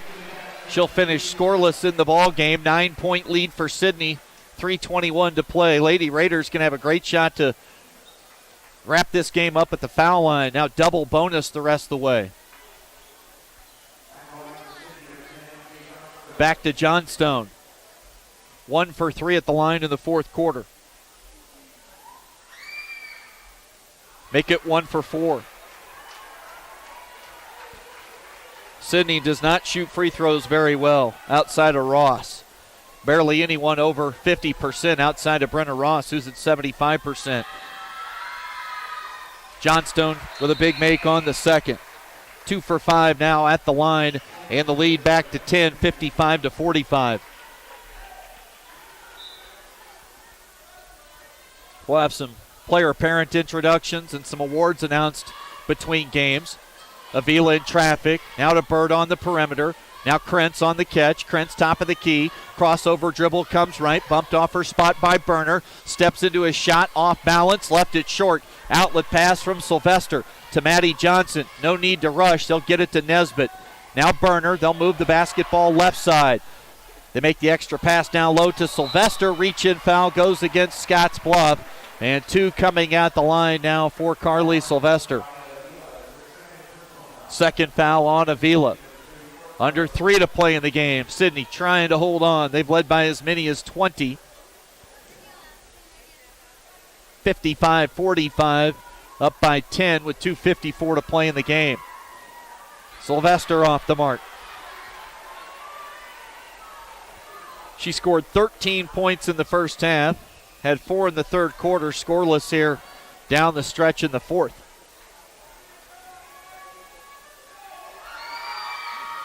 Sylvester missed both. Rebound comes off long to Krentz. Brenna Ross reached in, stole it away. Beautiful pilfer that time, and now Krentz slams into Ross, and that'll be a foul. Fourth of the game on Krentz, as the fouls are piling up on Scottsbluff.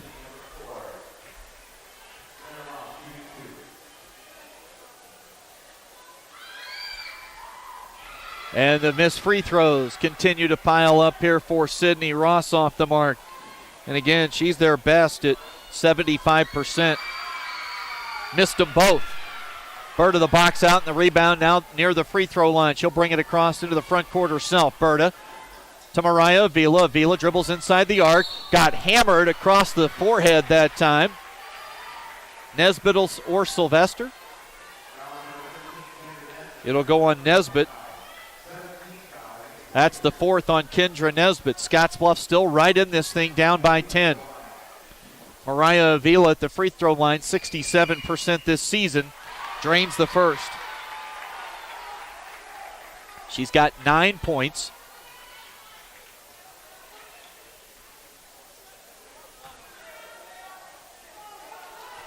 Sidney just 2 for 7 at the free throw line in the fourth quarter. And now Scottsbluff with a miss. And Nesbitt a rebound, a reach in, and a foul called against Mariah Avila. It looks like Scottsbluff has decided to just start fouling immediately now. 2:35 left in this game.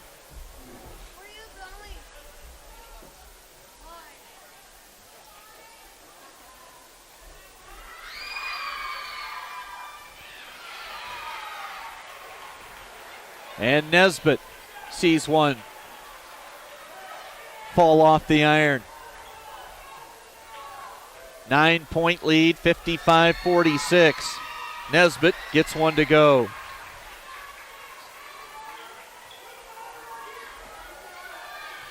Sidney 3 for 9 in the quarter, shooting foul shots.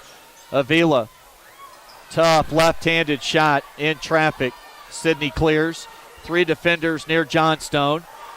And now in the backcourt, Foot just runs into Burner. Makes it easy on the official. And now Nicole Burner will shoot 2 at the foul line. Well, you can see the strategy. Scottsbluff going to shoot a lot of threes here in the closing minutes. And if Sidney can go to the line and even miss 1 of 2, and you hit a few threes, all of a sudden the pressure's on. Another miss from Burner this time.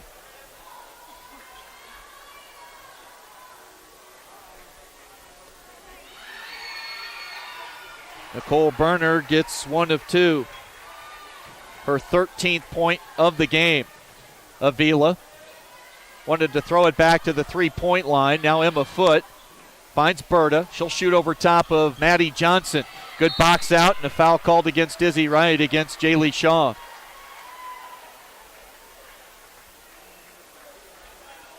We're going to be here a while.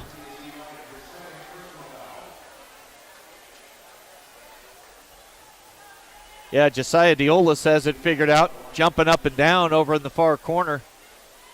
Going to have to stay loose, waiting to get on the game floor for the boys' teams.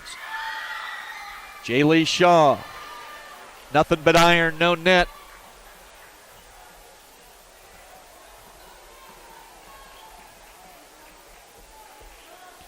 Sidney 4 for 12 at the line here in the fourth. Make it 4 for 13. Abysmal foul line shooting. Scottsbluff still down by just 9 with a crack. Looking to tighten it up. Won't go for Krentz. She flew in, grabbed her own miss, fell to the floor, and a travel called against Aubrey Krentz. 57-46.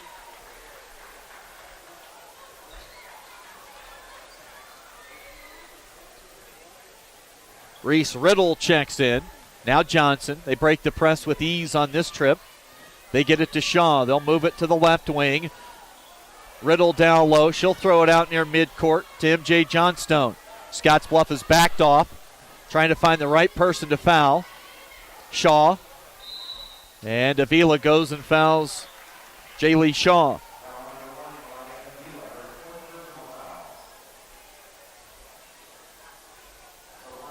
Fourth foul on Mariah Avila, 1:34 to play. The lead is 11. And Shaw wayward on the shot.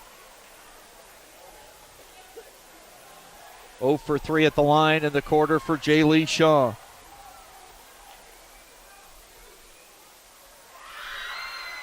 Missed them both. Offensive rebound to Carly Sylvester. Shot it up. Got wedged between the rim and the backboard. And a huge break for Sidney as the possession arrow will give it to the Lady Raiders.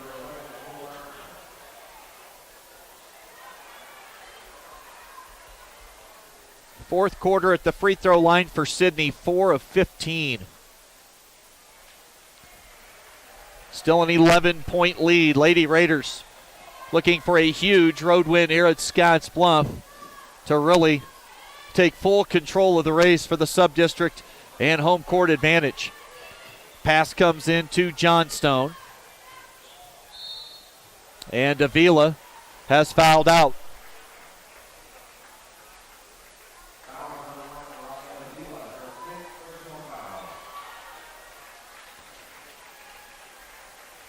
Now Callie Wright comes on as Avila's afternoon now into the evening. Minute past 5 o'clock, KNEB.TV, 106.9 The Trail. And Nicole Berner. Almost sounded like a Bronx cheer coming from the Sidney section here. Fan-wise tonight, leading by 12. 5 of 16 shooting at the foul line here in the quarter. They get 1 of 2. Berner's 2 for 5. Krentz wanted to step back into a 3. Instead, they'll move it to the opposite side of the floor. Missing that long-range shot was Peyton Berta. Sylvester's outlet pass, and that should do it as Maddie Johnson now has 12 of her 14 in the second half. Krentz 3 is short. Offensive rebound to Callie Wright. Krentz picks up her dribble. Berner closes out. Emma Foote. Now Izzy Wright dribbles inside the arc. Foote will shoot the 3. And Emma Foote knocks one down. 60-49, an 11-point lead. Sylvester on the catch. She'll hold. Get it to Berner. Now into the hands of Brenna Ross. Ross, their best free throw shooter. Sidney faithful are going to rise to their feet as this one is going to go in the win column for the Lady Raiders. They gut it out. Things got a little testy at times, a little sloppy at times with the turnovers, but in the end, Tyler Shaw putting together another masterpiece of a season for the Lady Raiders. They will improve to 16-4, a monster road win here early on Saturday evening at Scottsbluff. Brenna Ross clapping her hands. Same story for Carly Sylvester. Final horn sound. Sidney on the road wins it 60-49. Lady Bearcats record drops to 12-9. Sidney now improves to 16-4. Up and down tempo. Action got wild and crazy at times. Taking a look out on the game floor, you see Sebastian Harsh. He's got that left knee wrapped and definitely favoring it with a bit of a limp. Got banged up late last night in the fourth quarter. So he will not be in uniform today. Wouldn't be shocked if Harsh is maybe going to sit things out the rest of this weekend, of course, today and through next weekend on the road at McCook and North Platte. Girls final moments ago, 60-49 here at Scottsbluff High School. Again, we'll have parent and player introductions as they try to keep everything moving in somewhat of a timely fashion. This will have us with I'm guessing a lengthy delay here between games. They've got 22 minutes now on the clock, and they won't even start it until intros and awards are passed out.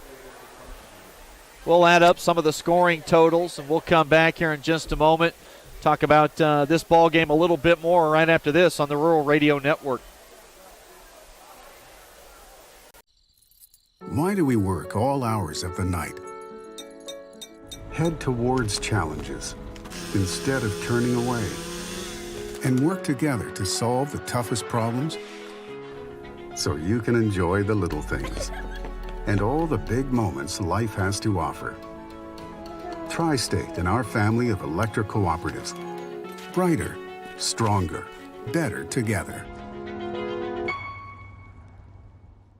Sometimes events in life are planned. Others, a happy surprise. No matter what life change you're navigating, whether you're getting married or just want a bigger yard for your pup, find a home that fits. First National Bank North Platte. Start your mortgage pre-approval today. Retirement. A new season in life where you can change how you live it.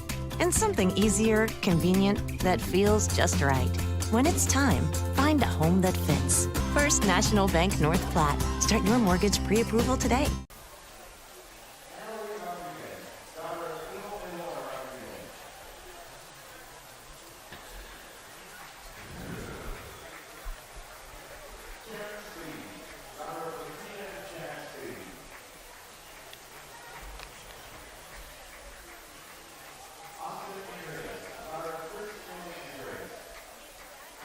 Girls and boys varsity doubleheader for you here on KNEB.TV and radio on 106.9 The Trail. Sidney comes on the road and wins our girls matchup by 11, 60-49 the final score. All things considered, regardless of how it looked at times or certain stretches of the game, for Sidney an impressive road win here at Scottsbluff, 60-49. Let's take a look at some of the post-game scoring totals brought to you by Arby's. They are the meat crafters throughout western Nebraska and eastern Wyoming. Check on numbers brought to you by Arby's. We'll start with the victorious Sidney Lady Raiders. Head coach Tyler Shaw's team now 16-4 this year. Carly Sylvester led the team in scoring with 17. 13 of those 17 coming in the first half. Two players had 14 points, Maddie Johnson, and they took opposite halves to get there. Johnson scored 12 of her 14 in the second half. Nicole Berner scored 12 of her 14 in the first quarter. 12 in the first half, all in the first quarter. 8 points for Brenna Ross. 4 points for MJ Johnstone. And Kendra Nesbitt scored 1. Sidney able to win by 11.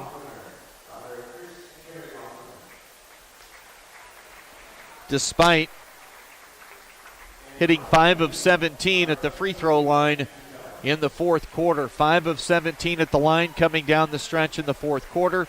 That said, Sidney still a double-digit winner today, 60-49 over Scottsbluff. Now we'll take a look at the Scottsbluff side of the book. Yada Garcia scored 17 before fouling out. Aubrey Krentz hit double figures with 13 points. Mariah Avila had 9, 8 of those in the first half. 6 in the game, 2 threes in the second half for Peyton Berta. And Emma Foote had that late 3 in the closing minute or so. Her only basket of the game. Emma Foote finished with 3 points. Seniors being introduced. Aubrey Krentz, a 1,000-point scorer in her career. Taylin Holton got the start. Emma Herman also got the start, and then that was it for Holton and Herman. and Yada Garcia introduced as that fourth senior for Scottsbluff. Garcia also a 1,000-point scorer on the year, or on her career, I should say, for Dave Bolish and the Lady Bearcats, as they fall at home in this one by the score of 60-49. Jamison Howard, we did not see get into the ball game here for the Lady Cats today. I think we've even now got some more introductions maybe to get through, or some awards to be handed out.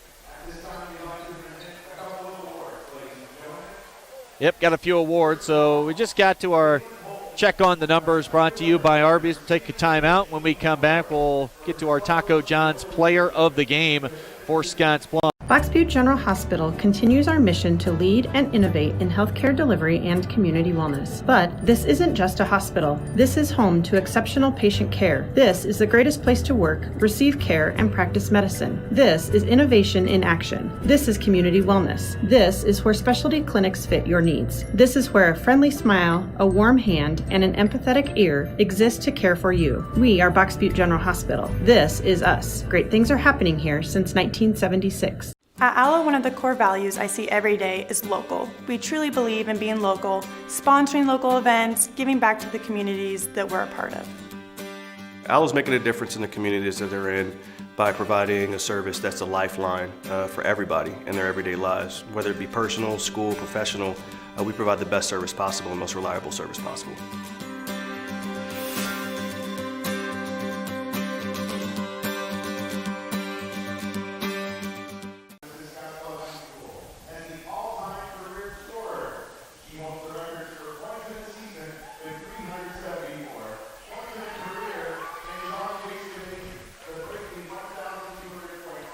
High school basketball coverage here on KNEB.TV and 106.9 The Trail.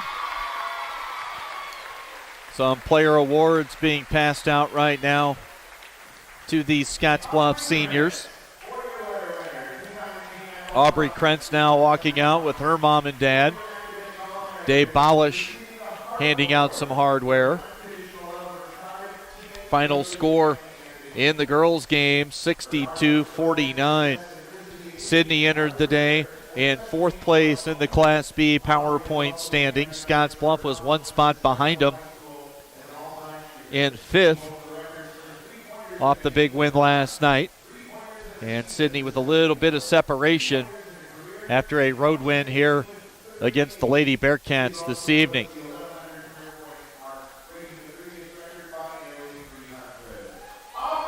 We've still got our boys action to come. And similar to last night, but also different. As last night it was the boys with a tight one against Alliance. And the Scottsbluff girls rolled to a blowout running clock game, 81-33 against Alliance. Tonight, you get the Sidney Scottsbluff girls matchup as what's expected to be the top game of the two, as the Scottsbluff boys are 18-2 and the Sidney boys have just one win total this entire season. And the boys are, let's just say, ready to go. They are ready to get out here on the game floor. Things are clearing off for the Lady Bearcats. Seniors most likely just played their final game at home, with now Sidney taking a heavy advantage in the power points in that race for home court advantage in the sub-district tournament. Scottsbluff boys have hit the floor. Sidney boys here soon to follow, you would imagine. We'll recap the Scottsbluff Alliance boys matchup from last night here in just a few moments. Again, coverage on KNEB.TV, Allo Channel 15, and Mobius Channel 1500. Radio on 106.9 The Trail, and we're online streaming as well at KHYY KNEB.fm.com. We'll talk about the Scottsbluff. Actually, before we take a break, we'll take a break, come back, get to our Taco John's player of the game for the Lady Cats. Then we'll start to move things forward with the boys' game. Taco John's player of the game in just a moment when we come back on the Rural Radio Network. On April 15, 1924, West Nebraska Methodist Episcopal Hospital, the region's first modern hospital, opened in downtown Scottsbluff. The goal was to provide the care residents needed close to home, and it's never changed. For 95 years, we've continued to provide exceptional health care for generations of families throughout our region as a community hospital, a regional referral center, and a Level 2 trauma center. Thank you for trusting your health care to Regional West Medical Center. At Compliments for You and Your Home, we're not ready to take down Christmas decor quite yet. Stop in and pick up great Christmas decor at great prices, with all Christmas items 30% off. And remember, Compliments has ladies' fashions that appeal to all ages and sizes. Be sure to look through our clearance racks for last chance bargains. Compliments for You and Your Home, 1708 Broadway, downtown Scottsbluff. Back between games on KNEB.TV and 106.9 The Trail. The Sidney Lady Raiders and the girls matchup went on the road here at Scottsbluff 60-49. Let's get to our Taco John's player of the game for Scottsbluff, and we'll make it easy on ourselves and just give a shout out and a mention to all four seniors that in all likelihood just played their final home game here at Scottsbluff High School. Players of the game brought to you by Taco John's of Scottsbluff and Gering. Make Taco John's a game day tradition by unwrapping the original before or after every game. Those seniors, Aubrey Krentz, Yada Garcia, both 1,000-point scorers in their fine high school careers. They've been varsity players for 4 straight seasons. Freshman through senior year on the varsity squad for Krentz and Garcia. Also a senior, recognized moments ago out at midcourt, was Emma Herman. Saw some starts early this year, has been a contributor at times. Playing times kind of dipped a little bit here down the second half of the year. Did get the start tonight along with Taylin Holton. Pair of seniors. Plus the matchup made sense. Get a couple of bigs in there against that bigger front line for Sidney. And Taylin Holton, that fourth senior. So Holton, Herman, Krentz, and Garcia, the 4 seniors recognized here tonight between games at Scottsbluff High School. Those would be your Taco John's players of the game tonight for Scottsbluff. Final score 60-49. We'll step away and come back and talk a little bit about last night's boys matchup between Scottsbluff and Alliance. That's right after this when we come back on the Rural Radio Network. There's a place where folks still play with fire. The common ground between backyard barbecue heroes and professional chefs. This is where friendships are forged, fire and flavor come together, and new techniques are perfected. Here in Big Green Egg Country, cooking is still treated as an art form.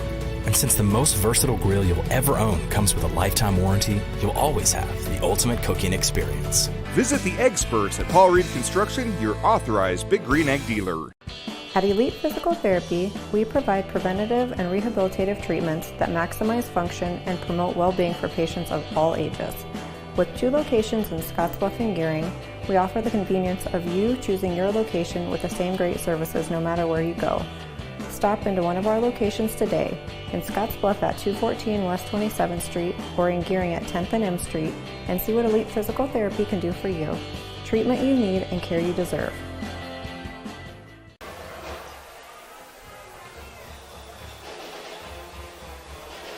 High school basketball coverage, doubleheader action here at Scottsbluff High. Between games, lengthy delay between the 2 games. Had senior night player and parent introductions for the Scottsbluff girls, and some awards handed out to the 4 senior girls for Scottsbluff as they made sure to recognize the hard work and dedication that Krentz, Garcia, Holton, and Herman have put in for Coach Bolish, the assistants, and this girls program here at Scottsbluff.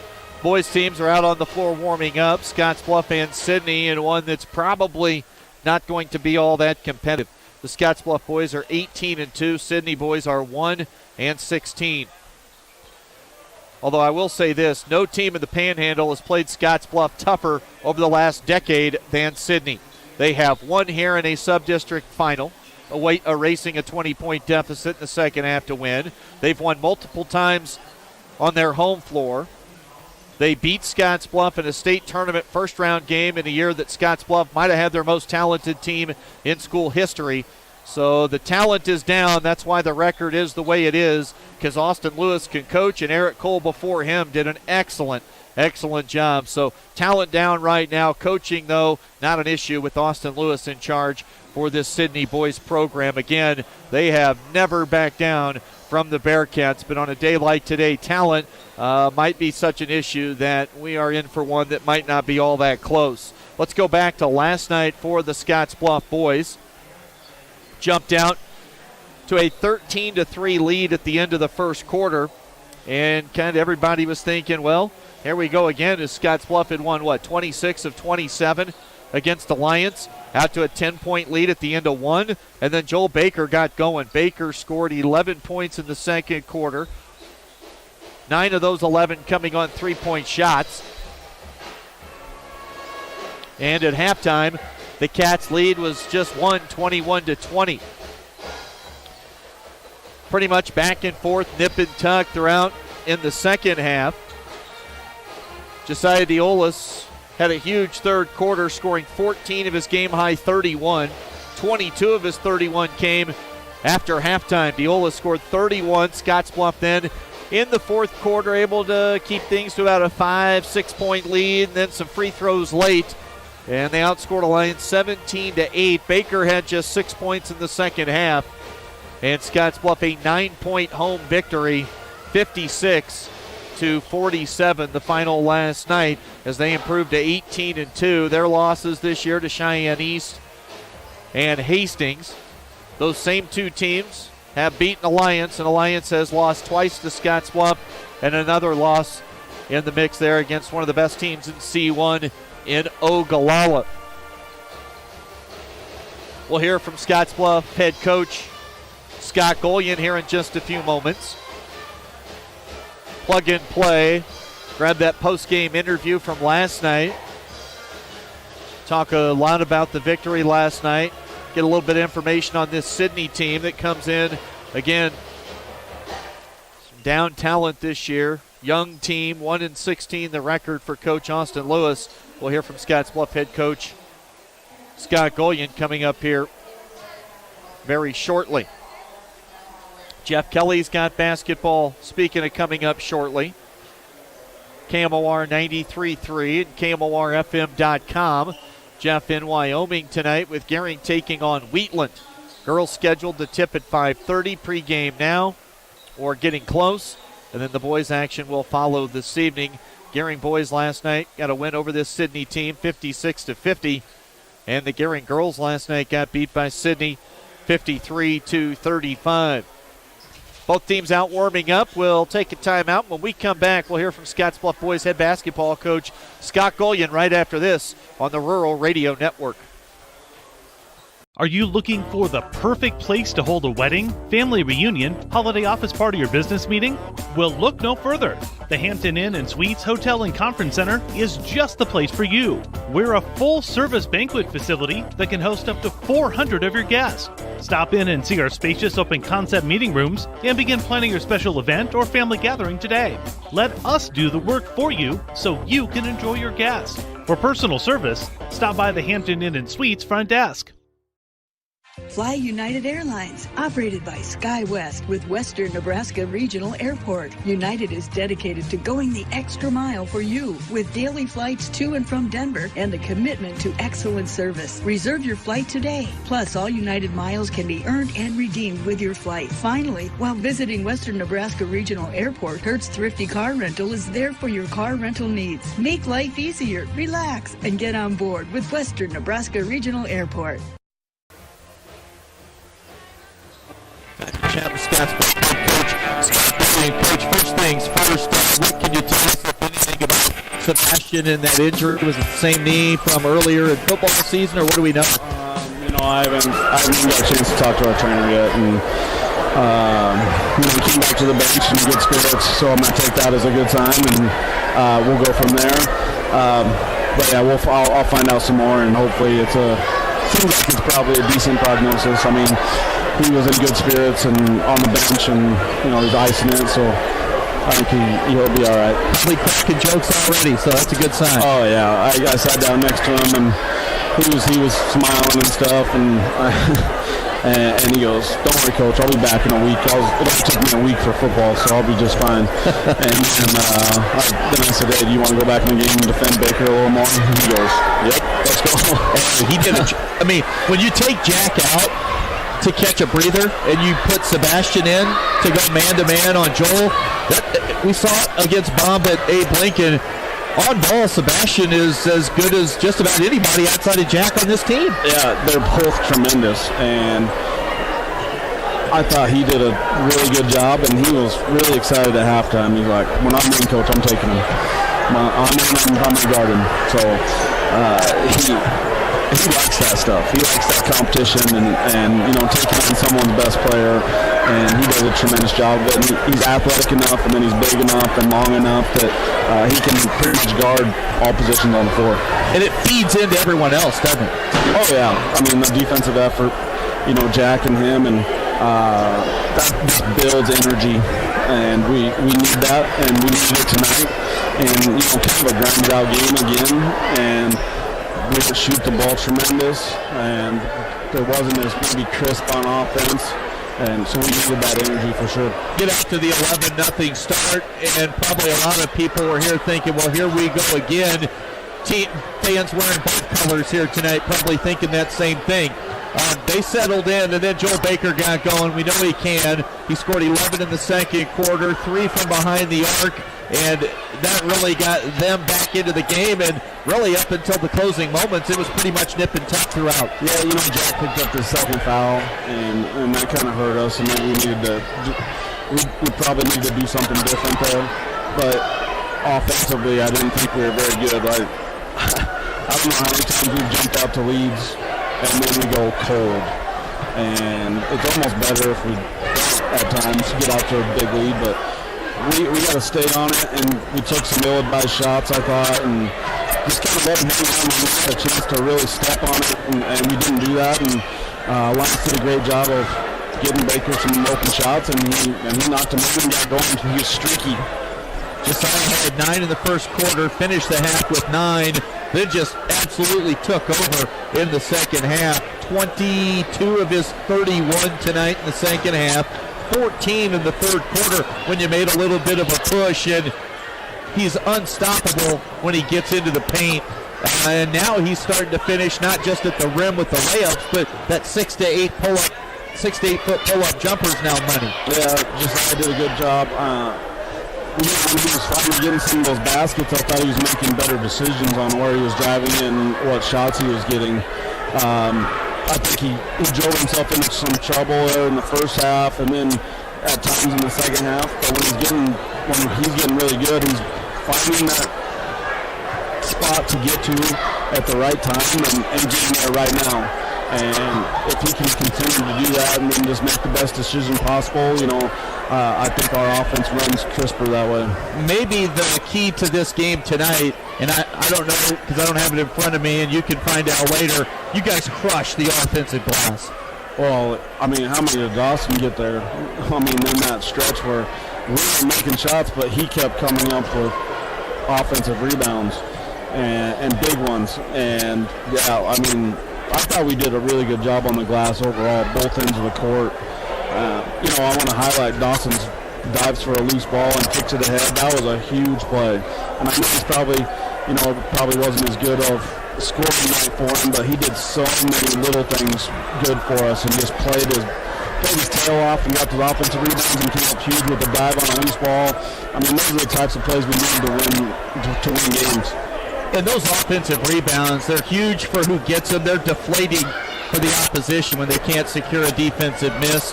I want to ask you about this Alliance team. Really thought to be able to hang in there and stick with it.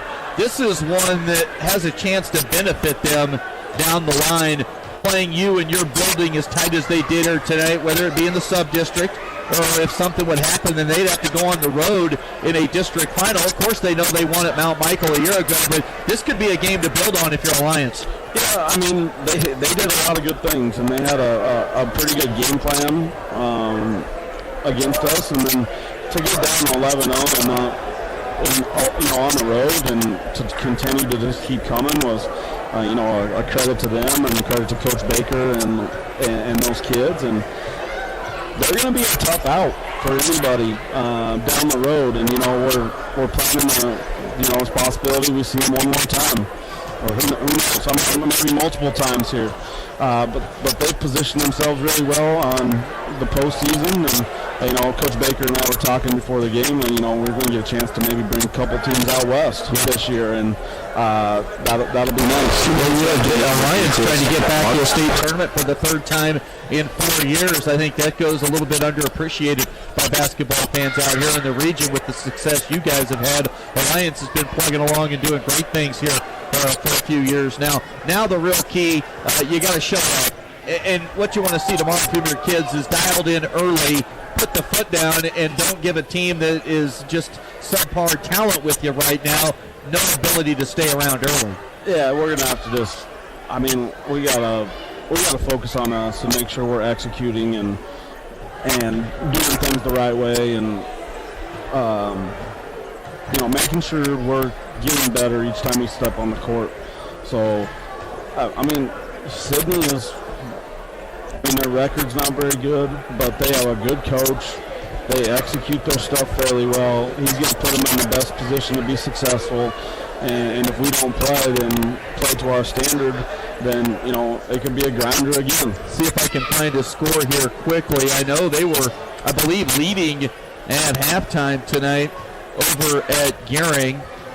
While I look for that score, in the meantime, what would be sweet? Yeah, Gehring in the fourth, up 6 on Sidney, so a comeback to take the lead, but the Red Raiders not throwing in the towel. What would be great tomorrow is to get the type of crowd you guys get to experience on a nightly basis for the girls' game. A huge district matchup for Coach Bolish and the crew tomorrow afternoon. 3:30 start. It'd be great to see this place rocking and rolling for the Red Raiders in Scottsbluff. Yeah, I haven't looked for sure, but at a time it was that game tomorrow for them might determine who gets to host the sub-district. So it's going to be a huge game for them, and I know the crowd's going to come out and support them.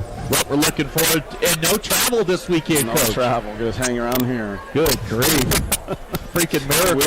Miracle in Christmas in January. Yeah, no kidding. All right, congrats on the W. We'll see you tomorrow. Thanks. The Simmons Olson Law Firm has been a proud member of the Hey, I've been hanging out here a long time outside of Panhandle Auto Group, and boy, do they have a great selection of vehicles. And their sales team is great to work with, and you can also get your vehicle serviced and detailed too. Welcome to Panhandle Auto. This is Sam Serta, General Sales Manager. It has been our pleasure to serve you for the past 2 years. At Panhandle Auto, we have a seat for everybody. Whether you need a vehicle for yourself, a son or daughter, our team will go above and beyond to satisfy your needs and even your dreams. So again, thank you from Sam Serta, General Sales Manager at Panhandle Auto, for allowing us to earn your business. At Panhandle Auto, it's time for something different.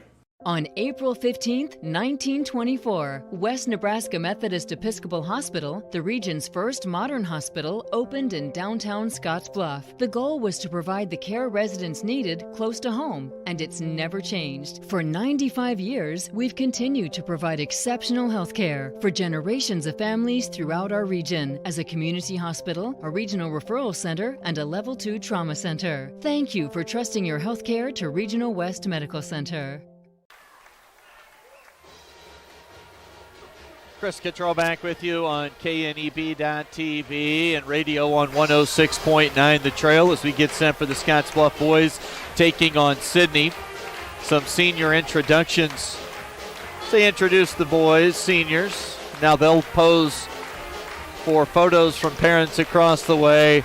Not just a great group of talented kids, but a group of kids that has grown up, nearly every one of them best friends together.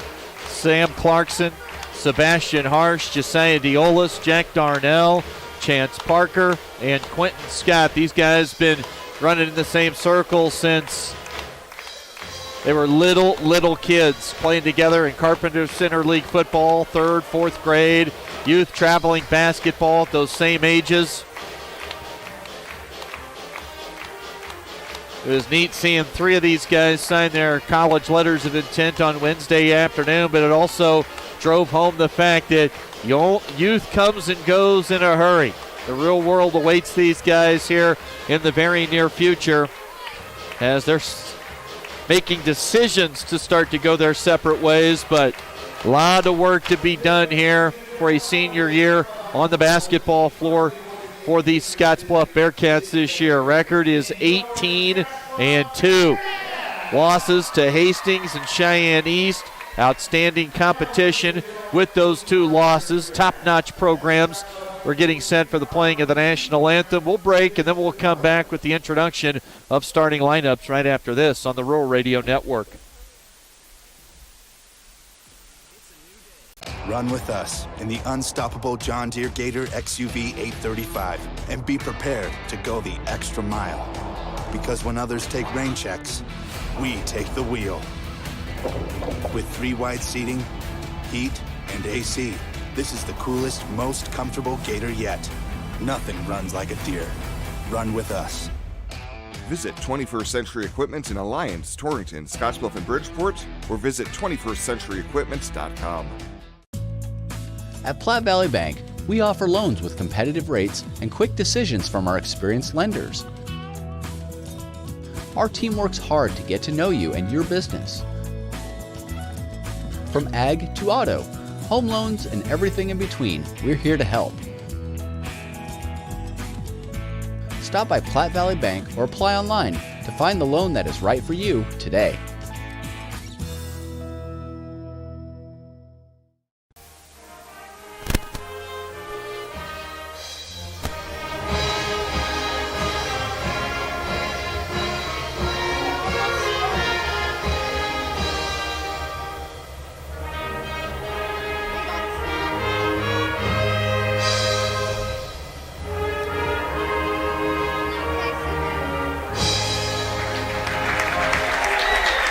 Time to settle in for our boys action here tonight on KNEB.TV and 106.9 The Trail.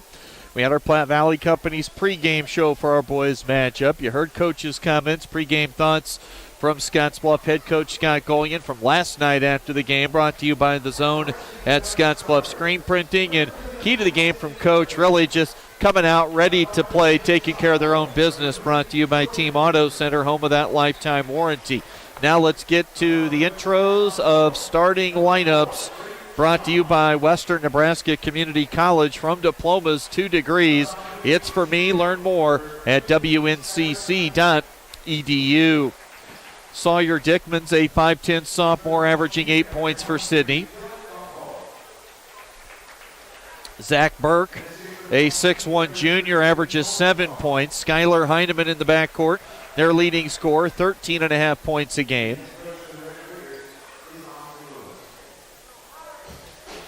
Also here in the starting lineup, we've got Nolan Stahl, a 6'1 senior.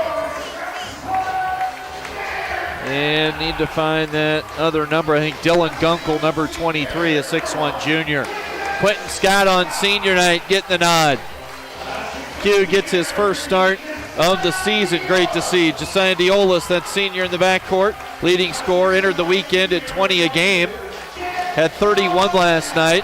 Now Jack Darnell, a 6'1 senior, defensive wizard.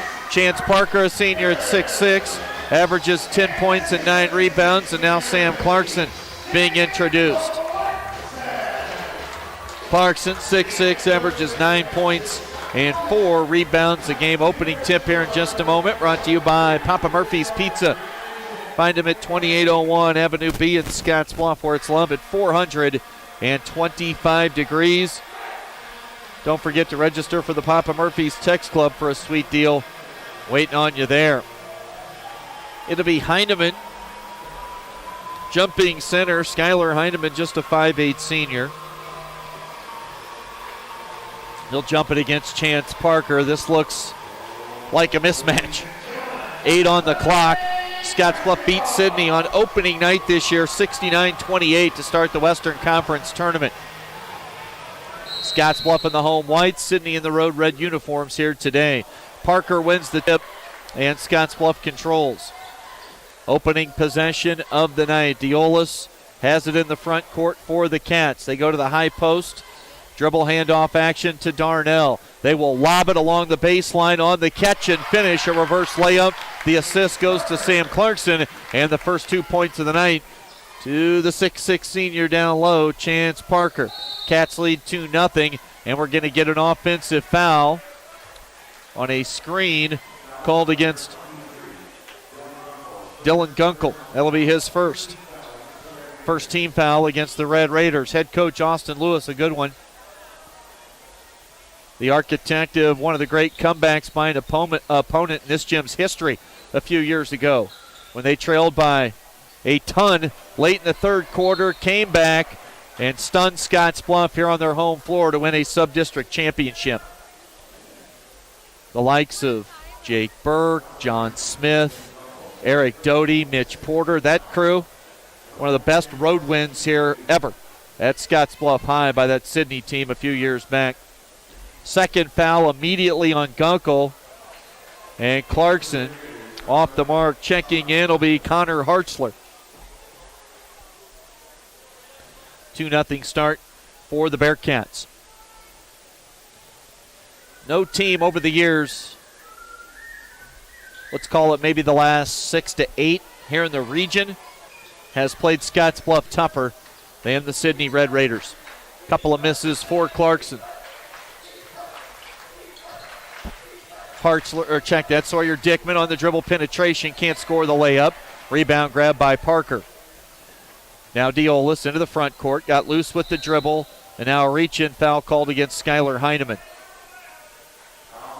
Already the third foul against Sidney. Minute in, 2-0 lead for the Bearcats. Girls game went to Sidney by 11, 60-49. Scottsbluff lobs it in. Darnell, now Diolis, jab steps against Heineman. They'll set a high screen and an open look for three. Diolis too strong off the heel of the iron. Rebounded by Zach Burke. Burke brings it up the floor. Dickman to Heineman, their leading scorer at 13 a game. Zach Burke lost the dribble, tried to cross up Quentin Scott, and he lost the basketball. 3 fouls and a turnover early on Sidney. Chance Parker wide open. They give him the three. He'll knock it down. Chance has the first 5 of the game. Came in shooting just 12% from behind the three-point line coming into the weekend. It's the early triple, and with 6:18 to play, an early 5-0 lead for the Bearcats. Heineman wants a screen. Goes towards the baseline. Stahl had it momentarily. Now Heineman cans one from deep. Big shot for Skylar Heineman. 5-3. Scottsbluff leads by 2. They want Clarkson down low. Clarkson with the reverse layup. His first basket, and a timeout taken by Austin Lewis. A quick 30-second timeout. So Sam missed his first 2 shots at the foul line. Able to convert. Athletic play, frankly. Caught low block right. One dribble, long arm. His way into a reverse layup off the square. 7-3, Scottsbluff with the early lead. Gearing girls in action right now on KMOR on the road at Wheatland. Boys action later on tonight. We got the earlier start here at Scottsbluff this afternoon. Tipped off at around 3:30. I think we tipped off actually at 3:36 or so.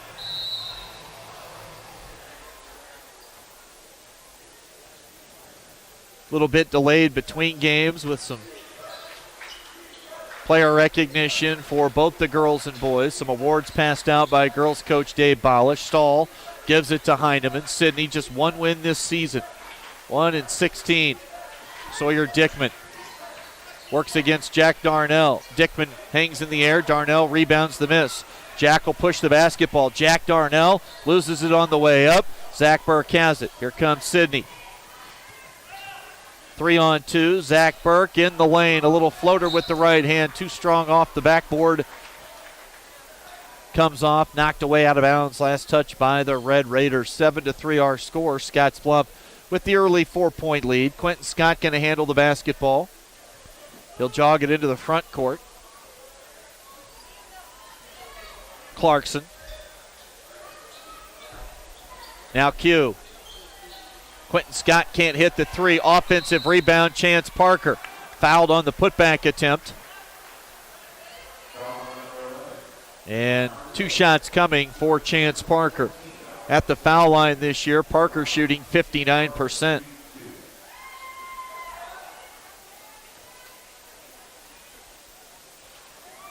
Left the first one short. 3 minutes into our opening quarter here. Boys action, KNEB.TV and 106.9 The Trail. 7-3 lead. Make it 8-3 as Chance has 6 of the 8 early on. Dickman dribbles right. Darnell defending. Now Diolis works defensively against Heineman. Screen set by Stahl. Ball popped up into the air. Stahl grabs it. He'll dribble into the paint. Pass to the wing. That's Burke. Clarkson out on the perimeter defending. He'll hustle back down low where he's comfortable. Now Zach Burke. Jim pretty quiet, unlike last night when they expected the big-time game. Zach Burke leans into a three. Parker rebound. Now Diolis picking up the tempo. Josiah attacking the rim. Off the square, no. And tapped out of bounds by Clarkson.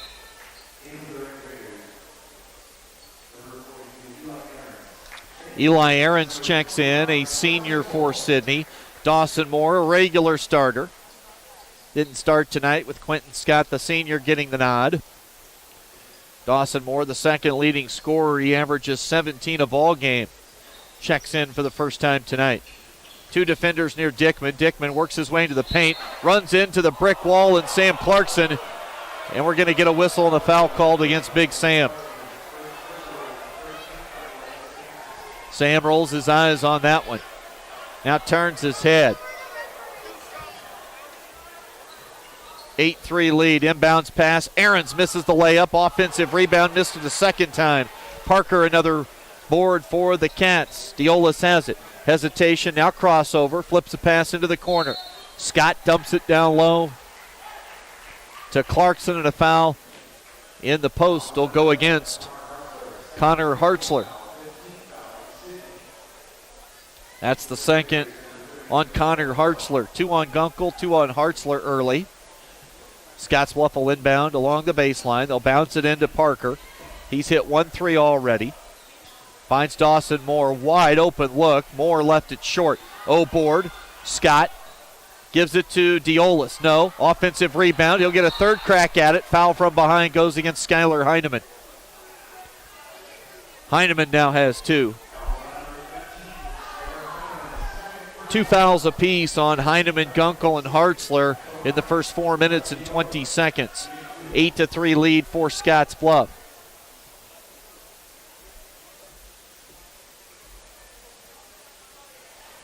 Diolis short on the free throw. 22 of his 31 last night came in the second half. He had 14 in the third quarter, coming into the weekend averaging 20 on the season.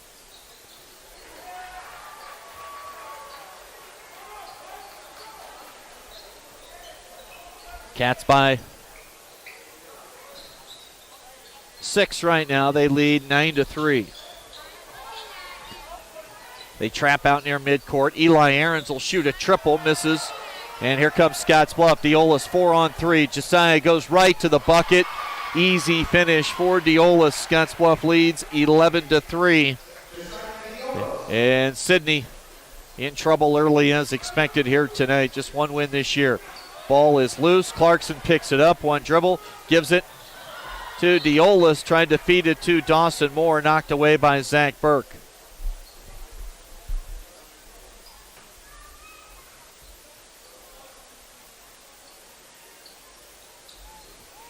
Inbounds pass. Parker. Quick delivery to Clarkson. And the jump hook with the right hand for Big Sam. He's got 4. 11-3.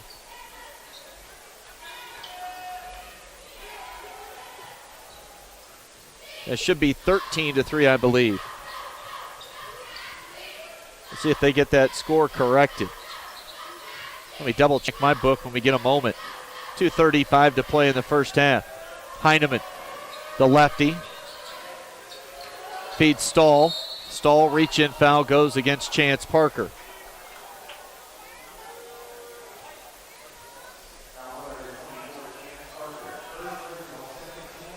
Yeah, I mean, unless I just flat out mark something down I shouldn't have. Yeah, I've got 13 in my book. Scoreboard's got 11.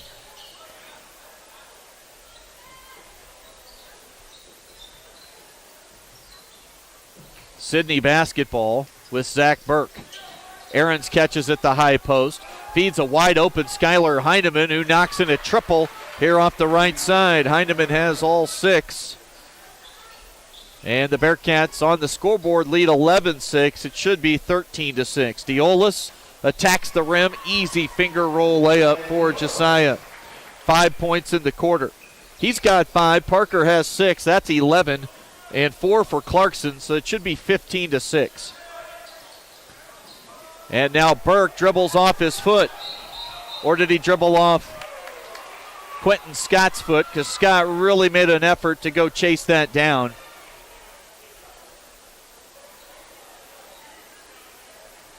I can't believe no one is talking about the score.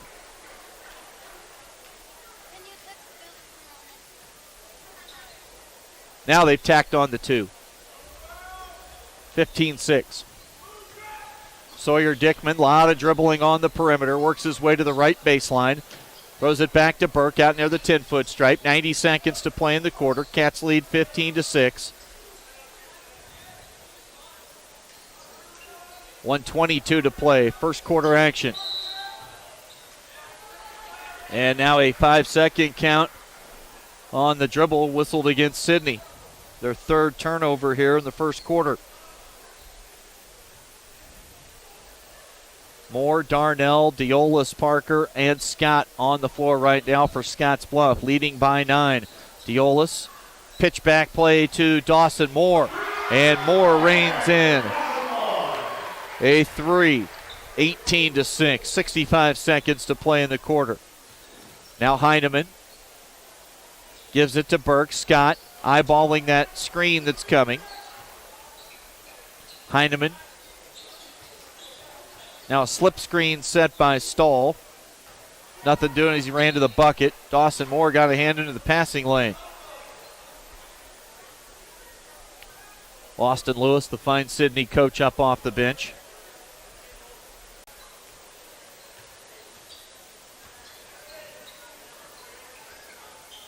The game 2 years ago here, very memorable, especially if you're a Red Raider backer. Eli Ahrens goes to the bucket, finger roll too strong off the glass. 30 seconds to go. Here comes Quentin Scott into the front court. Got deep along the baseline. Moore had his shot blocked by Eli Ahrens, and now a travel called against Dawson Moore. 21 seconds to play first quarter action. Chris Cottrell with you on KNEB.TV and 106.9 The Trail. Eli Ahrens goes to the bucket, count it, and a foul. He's got all 8 early here for Sidney.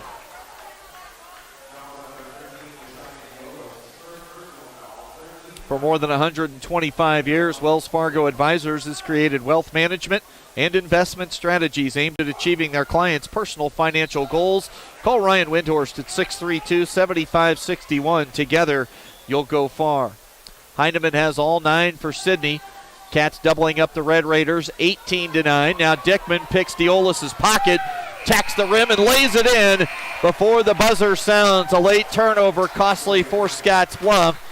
Little lackadaisical in the final few seconds of the opening stanza, and Sidney cuts it to a 7-point deficit. Dickman the steal and the layup after 1. Scottsbluff leading 18-11 on the West Coast scoreboard. Why do we work all hours of the night? Head towards challenges instead of turning away, and work together to solve the toughest problems so you can enjoy the little things and all the big moments life has to offer. Tri-State and our family of electric cooperatives. Brighter, stronger, better together. Exceptional care, right here at home. That's the mission of Morrill County Community Hospital. Morrill County Community Hospital is a 20-bed critical access hospital that owns and operates clinics throughout Bridgeport, including specialty outreach clinics and Morrill County Home Health Clinic, as well as Chimney Rock Medical Center, located in Bayard. Our dedicated team is committed to you and our community every time at Morrill County Community Hospital, Bridgeport, Nebraska.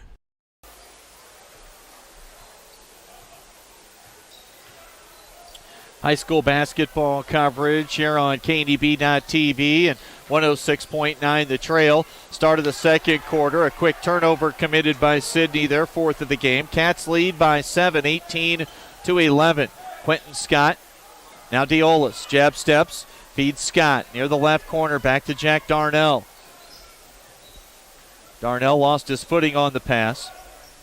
Moore got up in the air, looked like he'd shoot a little floater. Instead found a cutting Sam Clarkson on the catch. The easy finish for the big guy, and Clarkson has 6. Whistle and a foul called on the other end of the floor quickly. It goes on Jack Darnell. First personal on Darnell. 4th team foul called against Scottsbluff. And shooting at the line is Dylan Gunkel, who sat in a hurry after 2 quick fouls in the first quarter. Hits the first on the season, a 52% free throw shooter. Gets a pair, 20-13, Cats by 7 with the basketball. Scottsbluff entering play today, number 2 in Class B in power points behind Omaha Skutt. Underneath, Clarkson the assist to Dawson Moore.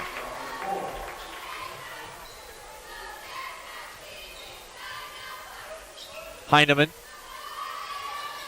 to Dickman.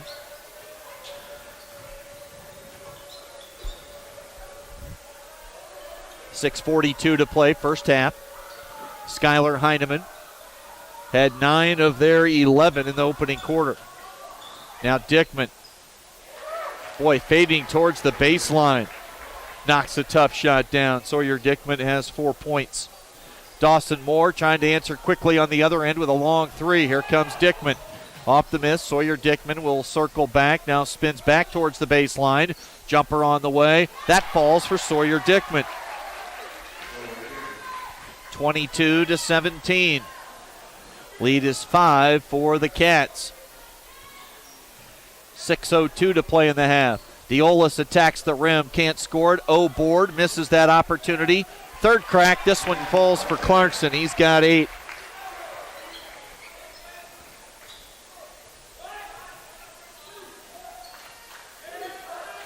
.545 to play in the second quarter.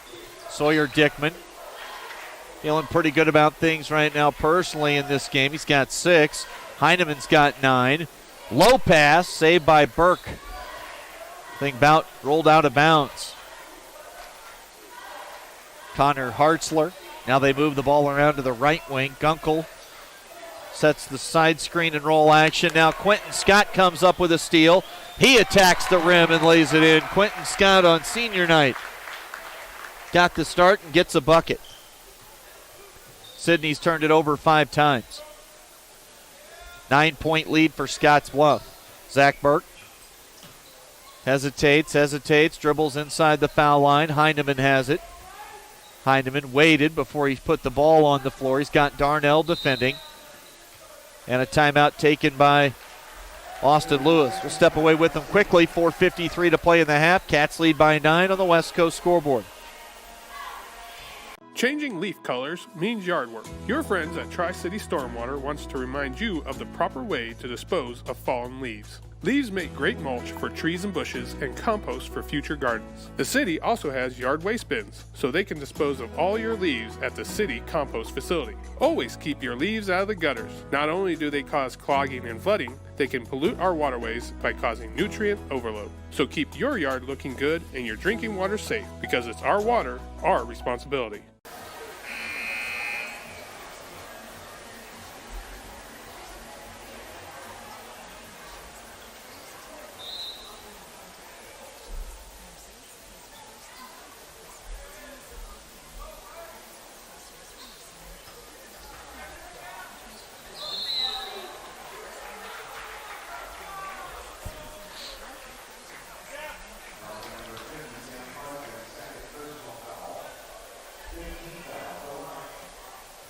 Quick whistle and a foul against Scottsbluff. It's number 2 on Sam Clarkson. Eli Aaron short on the first. No Sebastian Harsh tonight. Not dressed. Right knee. One of his knees. We'll have to see when he gets up. Can't remember which one it is. Wrapped. Diolis attacks the rim. 2 on the other end for Josiah Diolis. He's now got 7. Lead is 11, 28-17. Here comes Sidney after the bucket.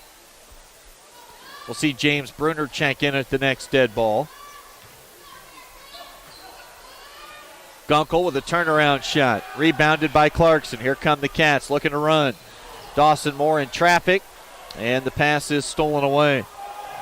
Third turnover from Scottsbluff. Sidney with an outlet pass touched up by the Cats. It'll stay with the Red Raiders. Bruner replaces Clarkson. So some early minutes here for James Bruner.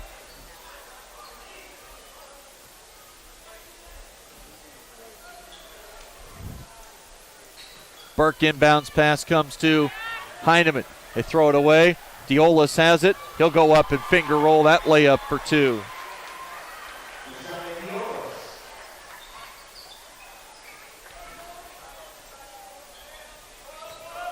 Aaron's off a screen set by Gunkel.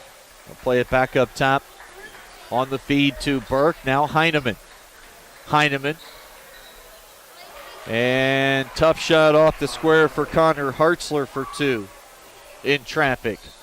Cats lead by 11, 30-19. Dawson Moore with a left hand, can't finish. Offensive rebound, Chance Parker, soft touch. Used the square, got the deuce. Chance has 8. 32-19. Heineman, tough shot, hit the side of the backboard. Cats have numbers 3 on 2. Reach-in foul called against Burke.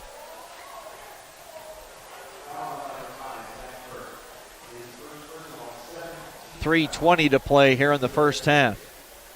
Hopefully we get a chance to visit with Scottsbluff girls coach Dave Balish at halftime after the Lady Bearcats lost here at home tonight to Sidney. 62-39 was that final.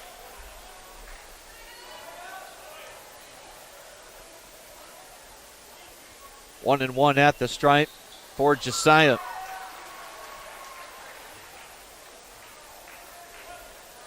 Two for 3 at the line, shooting here in the half. 33-19. Got them both. Diolis now has double figures. Before we get to halftime, he scored 11. Husker basketball, the men get hammered at Iowa today. Gambling up top for a steal is Moore. And then it took him a moment to really turn the Jets on to hustle back into the play. Resulted in an open three-point shot, but Sidney could not knock it down. Now Dawson has it on the offensive end. Bruner posting. James Bruner has the basketball. He'll fire cross court. Parker passes on the 3. Diolis wide open underneath, and Bruner with the lay-in. James Bruner with 2. Good find by Diolis. Lead is now at 17, 36-19. Aarons. Heineman will shoot the 3 out of the corner, and fouling the three-point shooter is Darnell. 3 free throws coming for Skylar Heineman, who shoots them at a pretty nice percentage at 72% on the year.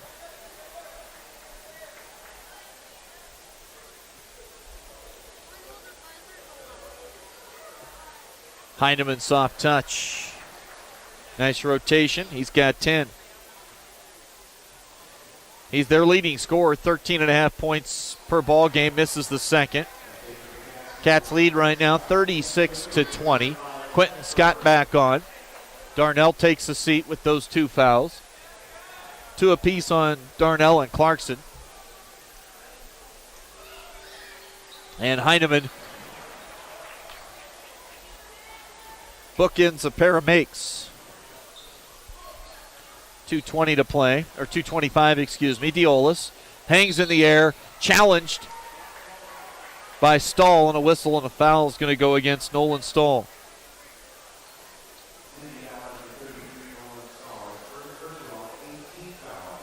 8th team foul, first personal on Stahl.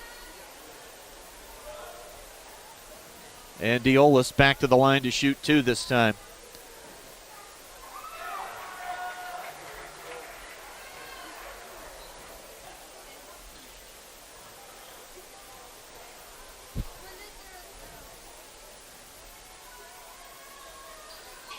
Diolis hits both. Lead is at 17. Long pass ahead, deflected away by Dawson Moore.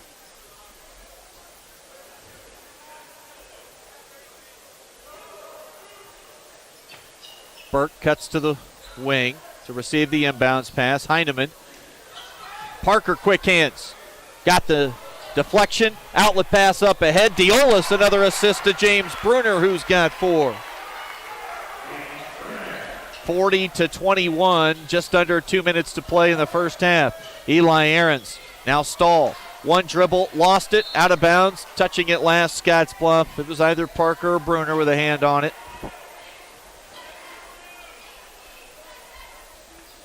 .152 to play. Ahrens now to Heineman. Sawyer Dickman, and a moving screen called by Eli Ahrens. Excuse me. Or called on Eli Ahrens, his first. Really enjoyed watching Eli Ahrens throughout his high school football career. One of the better defensive players Scottsbluff has come across over the last couple seasons. Timeout on the floor. They full, will break with them. Cats already up big. They lead by 19 right now on the West Coast scoreboard. Winter is upon us, and while safety is an important consideration all year long, there are some auto maintenance and safety checks that are specific to winter driving. To be sure you don't end up a road popsicle, take your vehicle to High Tech Auto and let Terry's team help you get an upper hand on Old Man Winter. Next Gen Outfitters, where the adventure begins and the tradition continues. When it comes to an online retailer, this is the new standard in authentic hunt, camp, and shoot. Born from over a century of outdoor experience, your online retailer, Next Gen Outfitters.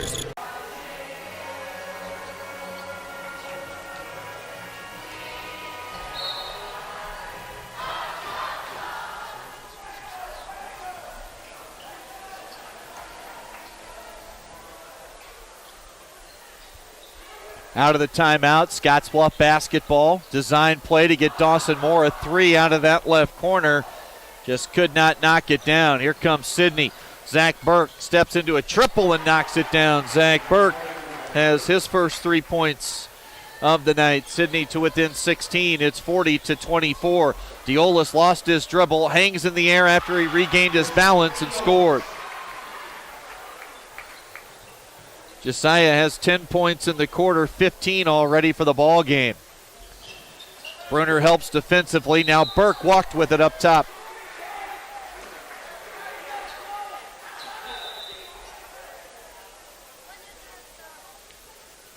Cats lead it 42-24 with 1:04 to go.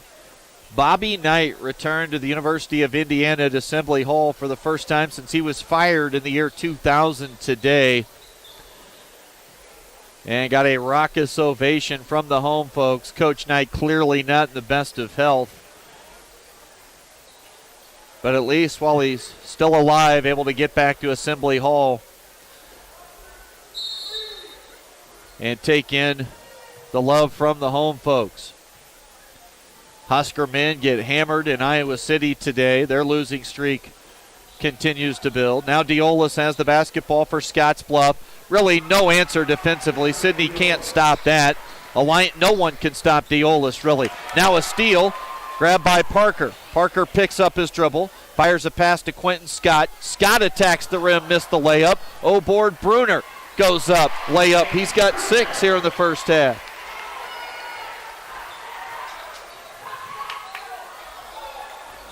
Scottsbluff leading by 22 now. Stahl. They'll count it. And a chance for a three-point play. 25 seconds to go in the half.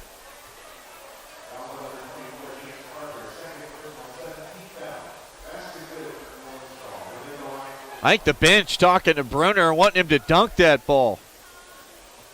He's like, look, guys, I'm just trying to survive out here. Lay it up, get the easy 2. Stahl can't knock in the free throw. Leads at 20, 46-26. Bruner on the catch. He'll look for Parker down low. Parker missed the shot, goes up and puts it back in. Chance in double figures now with 10. Deolis to steal at half court, fires at the buzzer.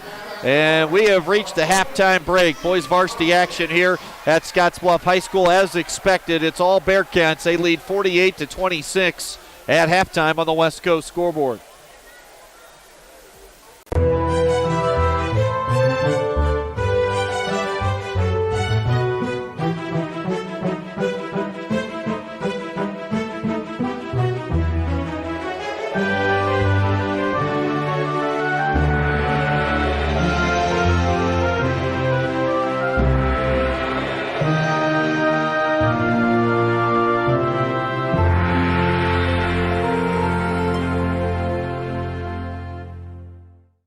Find out what convenient really means at the Western Travel Terminal. Start with our great selection of food and drinks, from for real milkshakes and fresh brewed coffee to snacks and hot food. Next, check out our beer and spirits with their everyday low prices. Finally, let us work for you with our full-service gas station and automatic truck and car wash. All this can be found at 822 South Beltline in Scottsbluff. Western Travel Terminal, your convenient shopping, restaurant, and full-service gas leader.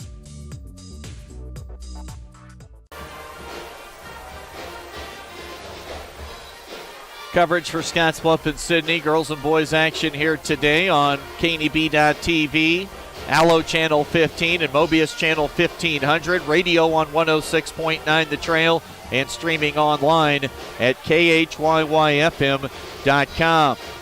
Halftime score for our boys action, 48-26. Scottsbluff comfortably in front by 22. Panhandle Trails Intercity Public Transit offers regularly scheduled accessible bus service serving communities in the Panhandle Monday through Friday. Reservations are required. Visit panhandletrails.com or call 761-TRIP. That's 761-8747. Let's take a look at our scoring total right now. Look at the numbers brought to you by Arby's. They are the meat crafters throughout western Nebraska and eastern Wyoming. For Sidney, really, you got to hand it to him. Scored 26 points here in the first half. Had some stretches where they competed well. Very undermanned against this Scottsbluff high-powered attack this year. Let's take a look at the scoring totals for Sidney. Skylar Heineman got off to a hot start. Scored 9 in the first quarter. He's got 11 here at the break.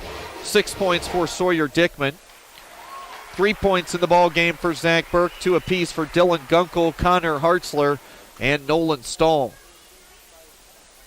I've got Sidney unofficially right now with 8 turnovers, scoring by quarter 11 and 15 for the Red Raiders. Scottsbluff, I've got just 3 turnovers in the game.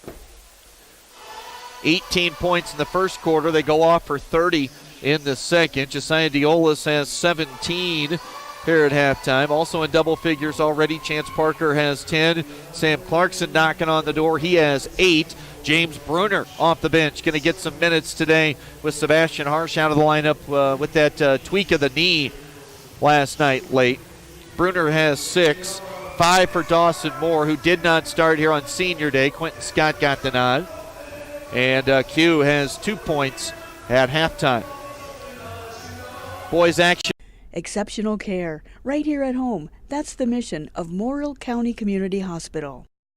Morrill County Community Hospital is a 20-bed critical access hospital that owns and operates clinics throughout Bridgeport, including specialty outreach clinics and Morrill County Home Health Clinic, as well as Chimney Rock Medical Center, located in Bayard.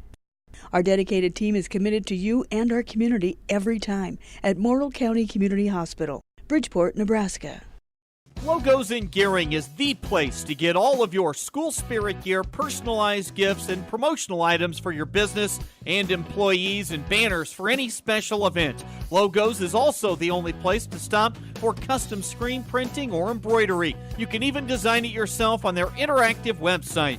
Stop into Logos today. They'll design it, print it, and have it to you in no time. There's no job too big or small for Logos. That's Logos in Gearing.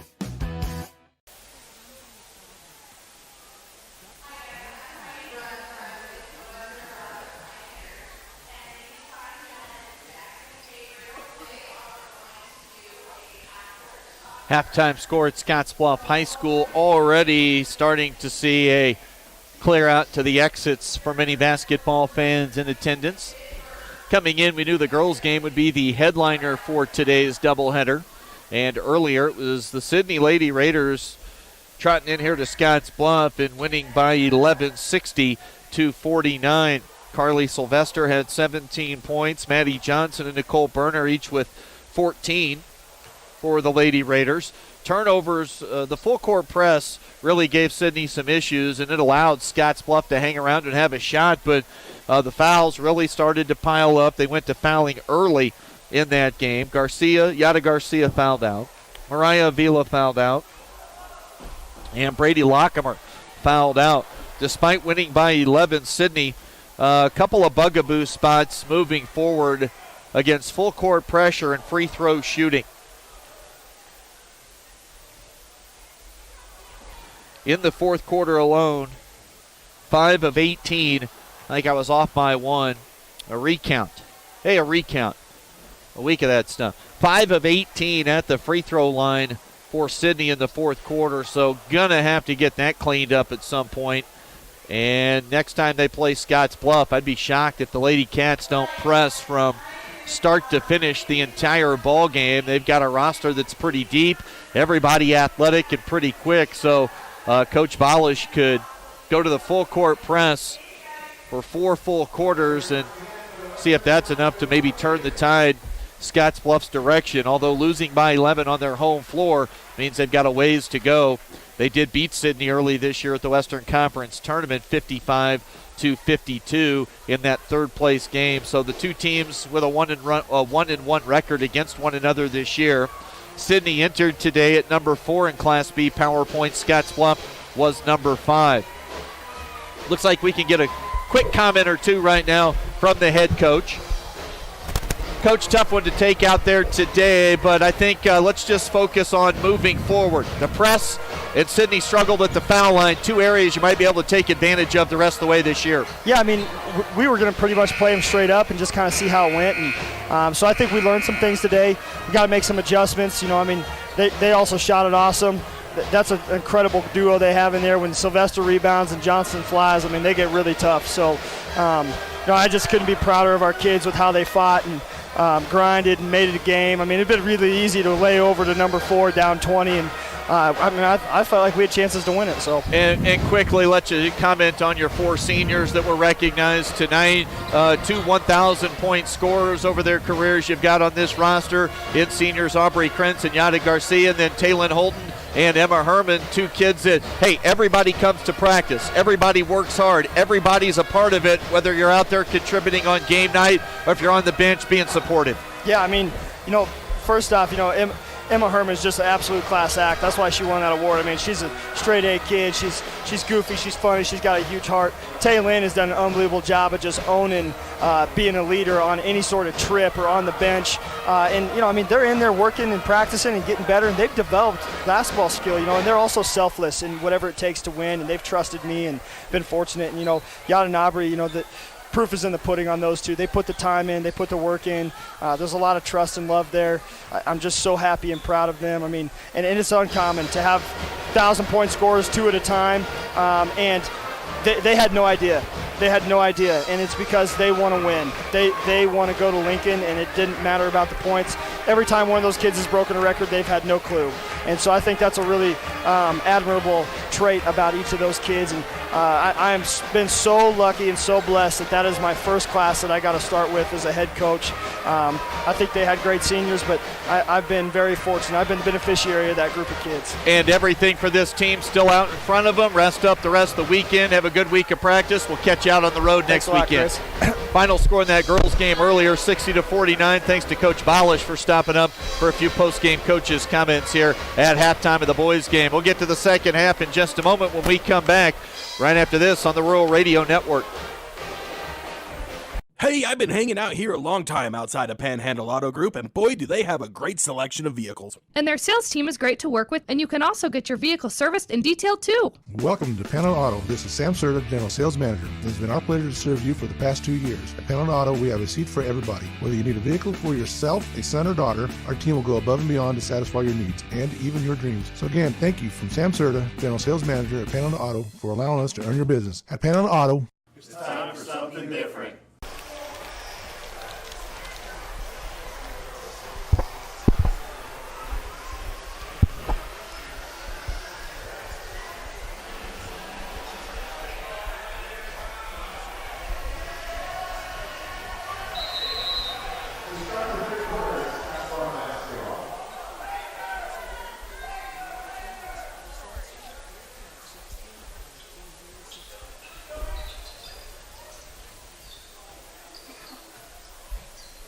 Scottsbluff basketballs. We start the second half. Sam Clarkson goes to work down low. Bulldozes his way to the rim for an easy layup with the right hand. Big Sam now in double figures with 10. Lead is 24. Scottsbluff girls put the running clock on Alliance last night. Will we see the same thing here for the boys against Sidney here this evening? Heineman lobs a pass. Now Zach Burke steps in, misses it short. Rebounded by Chance Parker. Quentin Scott outlet pass to Jack Darnell. Down low, Clarkson. Reverse layup. Assist to Darnell. And Clarkson has the first 2 points of the second half for the Cats. They lead 52-26. They double team the basketball. We're going to get a walk called against Burke. Scott and Parker put the pressure on Zach Burke. Zach Burke's older brother, Jake. Hard to think of a player that developed more late in his career that turned into one of the best players in the Panhandle in the last, handful of years. Jake Burke was flat outstanding as a senior for the Red Raiders. Came out of nowhere. Hard work and dedication. Proof that you work hard, things can pay off, and you can become a player. Scottsbluff has it. 6:36 to play in the third quarter. Diolis goes to the rim. Can't score it on the George Gervin-esque finger roll. Here comes Sidney. Heineman behind the back. Pull-up jumper just inside the foul line. Rebound comes off. Diolis has it. Josiah. Euro step. Splits 2 defenders. And Josiah with 2 off the square. Cats trying to end this thing in a hurry here in the second half. They lead by 28 now. They run and jump defensively. And a foul on Jack Darnell.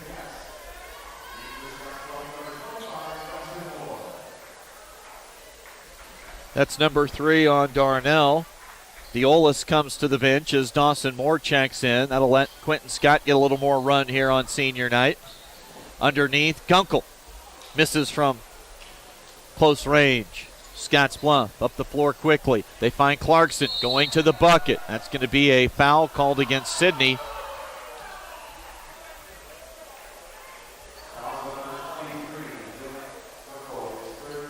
That foul comes on the floor. It's number 3 on Dylan Gunkel. And Dawson Moore will play it inbounds to Chance Parker. Now Darnell. Moore has it. Finds Clarkson. Elbow jumper. Right side. Missed it. Here comes Sidney with Heineman. Heineman had it knocked away from behind by Quentin Scott. In the paint. Clarkson blocks the shot. Sam running the floor. Instead it's Dawson Moore. Steps through. And a little lean-in jumper off the right leg for 2 for Dawson Moore. He's got 7. Scottsbluff has scored the first 8, and they lead by 30. Now Zach Burke into the paint. Nowitzki-style fadeaway jumper off one leg at the foul line. Comes up short. Clarkson a rebound for the Bearcats. Sam will set a high screen. Dawson bounce pass to Darnell. He'll shoot the 3. And Jack couldn't get the long-range shot to drop. Quentin Scott touched it last. It goes out of bounds back to Sidney. 5:03 to play here in the third quarter.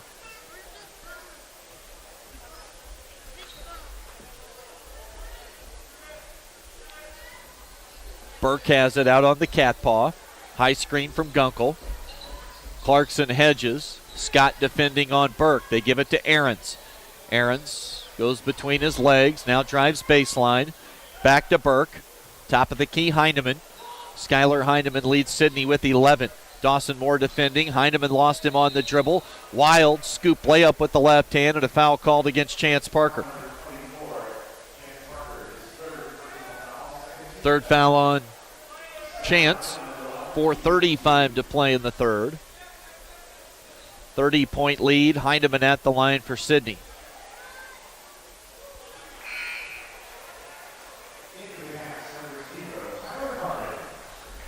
And we'll start to see plenty of the substitutes now. And these JV guys into the bench varsity guys are going to play really hard here with a chance in this varsity contest. Trace Travnicek checks in. Also James Bruner and Tyler Hari. Hari, a sophomore, will fire at will. Down low, Quentin Scott. Dawson Moore steps back into a 3. Dawson Moore now into double figures with 10. Scottsbluff leads by 31. Sawyer Dickman, now Ahrens. Ahrens spins into the paint. Lefty layup, rolls off the iron. Offensive rebound up for 2 for Dylan Gunkel. His second basket. First basket, he's got 4 points. Down low, Travnicek. Posting, gets it to Scott. Back to Dawson Moore. 3:50 to play here in the third quarter. Hari, that's going up. Hari can't get the shooter's roll. O-board underneath. Travnicek with the left-hand layup finish. The junior, he's going to surprise people next year at the varsity level, no doubt about it. He grabs a miss, gets it to Dawson Moore. Cats want to run. Moore, no one stops him. He'll stop himself at the three-point line. 3 more for Dawson Moore. He's got 8 in the quarter, up to 13. Cats lead by 34 points with 3:20 to play here in the third. Zach Burke, step by a defender, missed the shot. Rebound secured by Dawson Moore. Moore stops. He's going to shoot over a defender this time. That's off the iron. Ball comes off, loose on the floor, picked up by Gunkel. Dawson was feeling it. Figured I'll hoist another. Heineman, low to the floor dribble. Now Dickman, being defended by Hari. Sawyer Dickman, runner won't go off the heel of the iron. Travnicek, his second rebound. Third of the game, second on the defensive end. He'll set a screen high for Moore. Dawson gets to the rim, spins one off the square, missed it, grabbed his own rebound and puts it up for 2. Dawson Moore has 10 points in the quarter, 15 points now in the ball game. 30-second timeout, and Scottsbluff now leads by 36 points, 66-30. Running clock is just 4 points away. Once they get up by 40, that clock will run.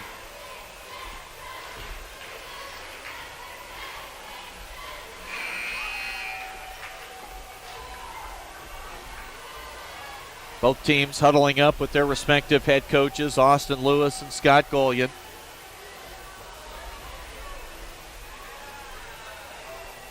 Scottsbluff girls lost at home earlier today, 60-49. Lady Raiders, a mixed bag. It's all good when you win on the road in a tough environment by 11, but Sidney, no doubt, with plenty to clean up, working against full court pressure and finding a way to shoot a better percentage at the free throw line. That's been a struggle spot for him throughout the year. Eli Ahrens hands it off. Now Heineman to Dickman. Dickman near the top of the key. Gets it to Zach Burke. Burke to Heineman. Shows ball. Drives into the paint. Can't finish with the left. Rebound grab by Moore. Travnicek wanted it 3-on-2. Moore to Bruner. Bruner cut off. Got it up for two. Noah Bruner has... I said Noah. My bad, James. James Bruner's got 8. 68-30. Sidney will inbound on the far wing. 2 to play here in the quarter. 38-point cushion for the Cats. Isaiah Mendoza's into the game. Ahrens misses a 3. Short off the lower side of the backboard. Up ahead quickly, and Ahrens runs into Mendoza.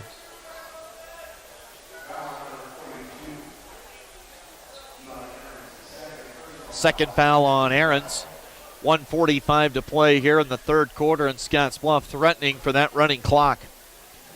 Hari lobs it into Travnicek, quickly to Bruner. Now they run Hari off a screen. Hari, he'll shoot it from the foul line. Front of the iron, rebound comes off to Dickman. Dickman dribbles into the front court for Sidney.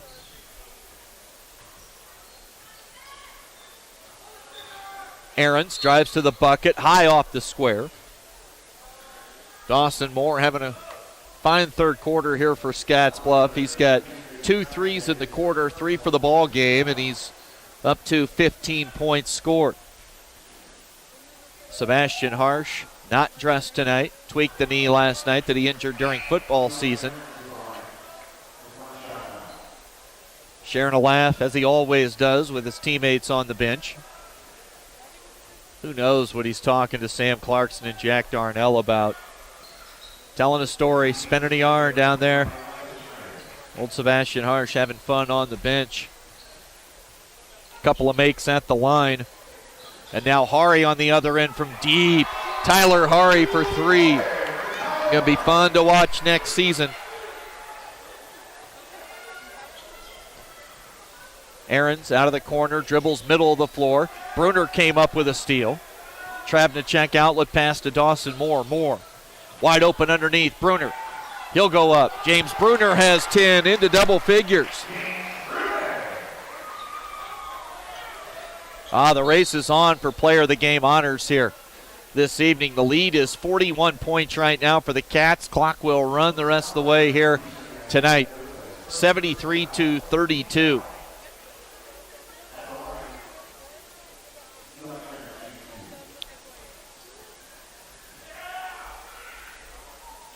Ahrens now, 3 out of 3 here at the line. Fourth quarter will not take long. Ahrens misses the second. Moore tips it out. Ahrens goes to track down the loose ball. Moore knocked it away, and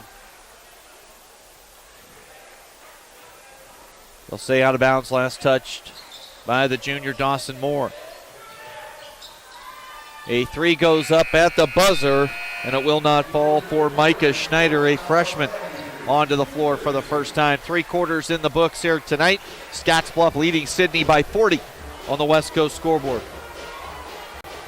Changing leaf colors means yard work. Your friends at Tri-City Stormwater wants to remind you of the proper way to dispose of fallen leaves. Leaves make great mulch for trees and bushes and compost for future gardens. The city also has yard waste bins, so they can dispose of all your leaves at the city compost facility. Always keep your leaves out of the gutters. Not only do they cause clogging and flooding, they can pollute our waterways by causing nutrient overload. So keep your yard looking good and your drinking water safe, because it's our water, our responsibility.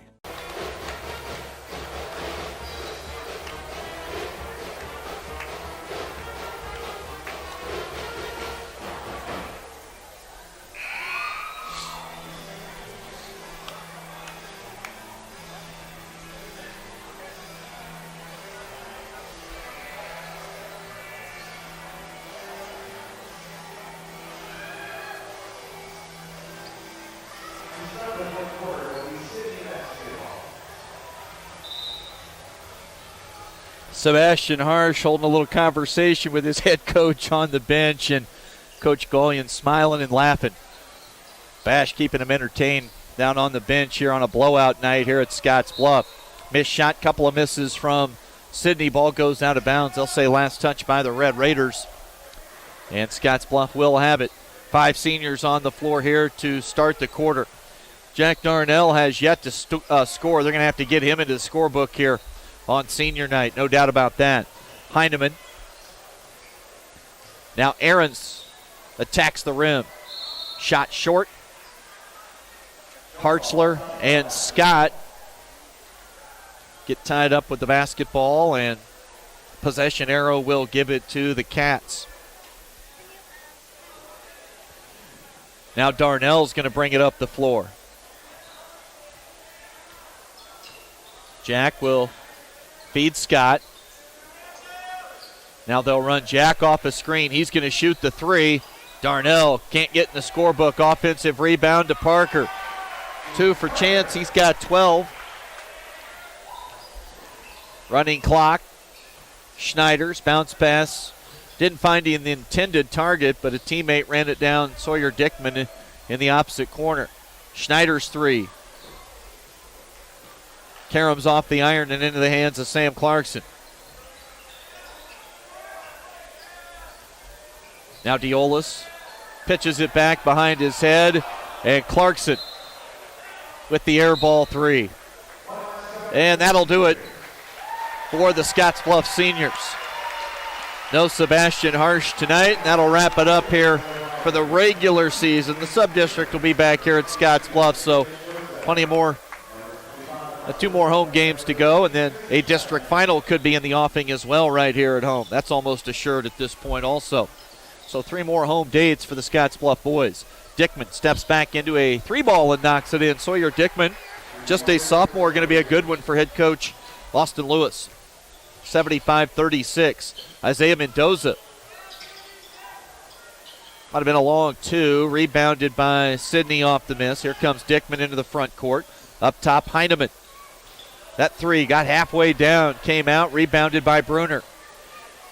James put it on the floor for a dribble. Gets it to Dawson Moore. Travnicek back to Dawson. Moore hesitates, goes to the rim, and Moore can't finish with the left. Ball comes off, touch last by Moore or Travnicek. Either way, off a Bearcat, and back to Sidney. Running clock here in the 4th quarter, 5:06 to play in the game. Dickman with the basketball. Crossover. Now step back 3 off the heel of the iron. Travnicek, another rebound for Scottsbluff. Will there be a drop-off next year? Sure. No way there won't be with the talent. Do they still have a chance to be really good? Probably.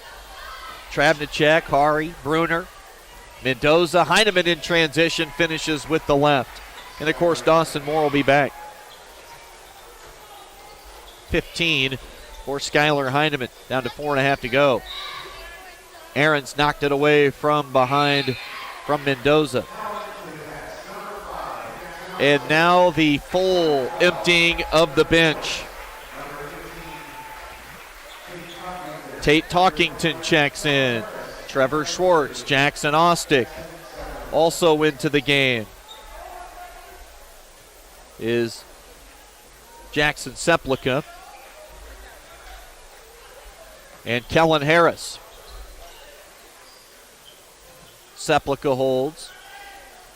Harris, Trent Harris's younger brother, freshman. Talkington, now Ostick. Seplica, Trevor Schwartz lost the basketball. Back to Jackson Ostick. Talkington's 3 off the iron. Here comes Heineman. Got in the air and left it for Stahl. And now a full emptying of the bench here for Sidney. Running clock, it won't take long. 3:15 to go. Ostick will dribble things up across the timeline for the Cats. Comes middle with it, picks up his dribble, finds Talkington. Now Schwartz. Kellen Harris, he'll shoot it. not shy. Offensive rebound, Talkington, and a foul is going to go against Sidney's Wyatt Heckenlively. First foul on Heckenlively, third team foul here in the half. Just 7 total fouls between these two teams. We're down to 2 minutes and 40 seconds to play. They lob it into Seplica. Underneath, Ostick. Shot challenged high off the backboard.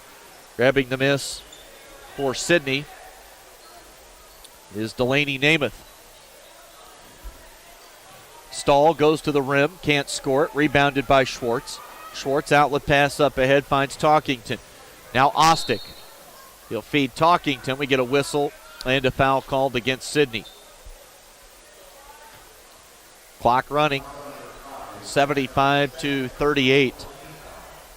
37-point lead. They've been up by as many as, I think, 42 here late in the third. Harris again. He'll fire. Kellen Harris with his first varsity basket. First of what is sure to be many. Harris knocks one in. Of course, older brother Trent playing at the University of Northern Colorado. In the corner, Zach Burke dribbles off a screen. Burke inside the arc. Stahl wants the basketball, goes to get it. Stahl on the drive. Bounce pass to Gunkel, goes out of bounds. 90 seconds to play. More substitutions come in now for Sidney.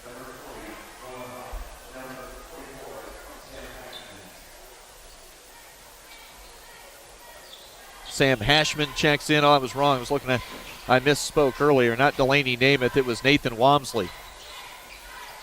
Looked at the wrong side of the Sidney roster. Delaney Namath, that could pass as a boy's name, no doubt.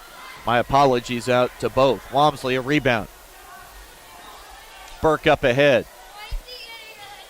Nolan Hoffrock misses a jumper.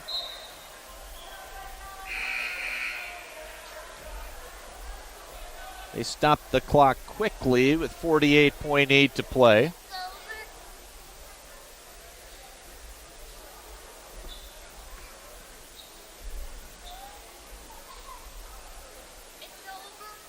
Wonder if maybe we've got a number jersey violation of some sort. If so, this could result in a technical foul. And that is the signal. We're going to get a tee. And I think Scottsbluff would just as soon wave it off, wind the clock, and get out of here. So Talkington will head to the line to shoot the 2 technical shots.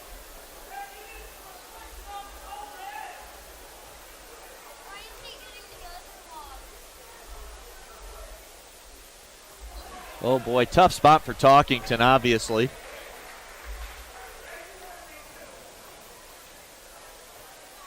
Freshman, first varsity action, at home, no one along the foul line. There he is. He gets 1 of 2. Tay Talkington into the varsity scorebook. 79-38.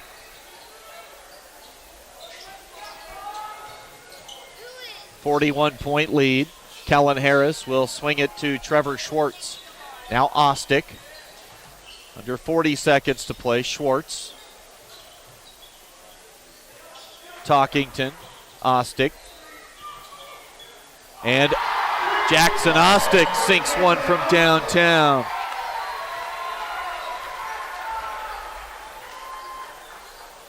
Deep on the bench, points have been scored here by Harris, Ostick, and Talkington. Reach-in foul.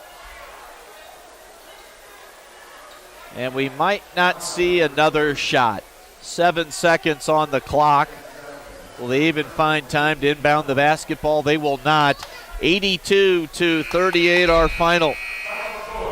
Scottsbluff improves to 19-2, 82-38 the final. We'll get back with you with the Runs of Postgame show right after this on the Rural Radio Network.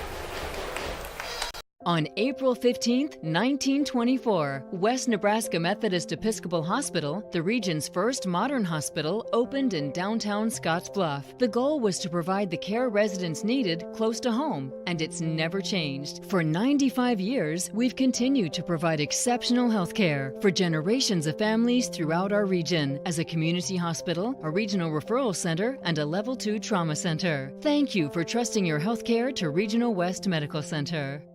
You may look forward to spending the seasons with family in your home, but not when these critters come knocking on your door. That's where Benzel Pest Control saves the day. Family owned since 1976, we provide prompt, professional, and efficient services to keep your home or business safe and secure all year round. With 3 generations and more than 4 decades of service to the Nebraska Panhandle and Southeast Wyoming, Benzel Pest Control is the only name in all seasons pest defense.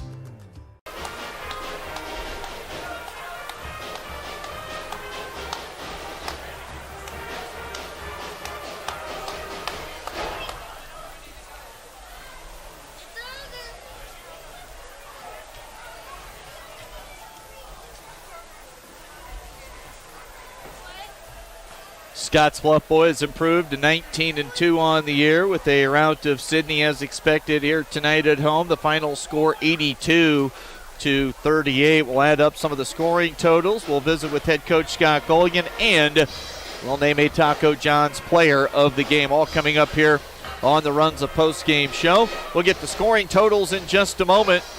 More to come on the Runs of Postgame show right after this on the Rural Radio Network.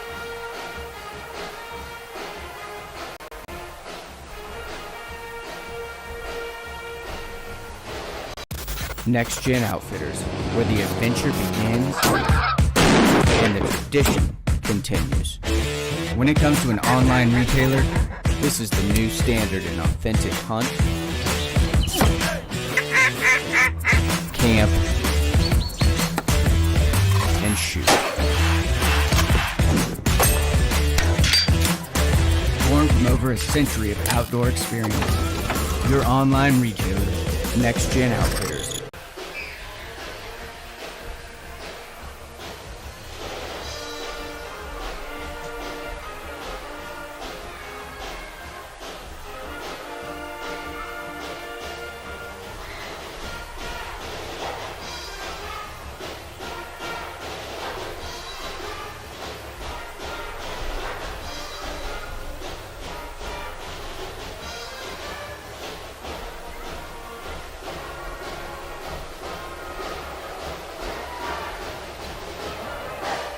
Back on the Runs of Postgame show. Scottsbluff boys roll easily here at home tonight, 82-38 on senior night. The only senior unable to go in this one was Sebastian Harsh. Tweaked that knee last night.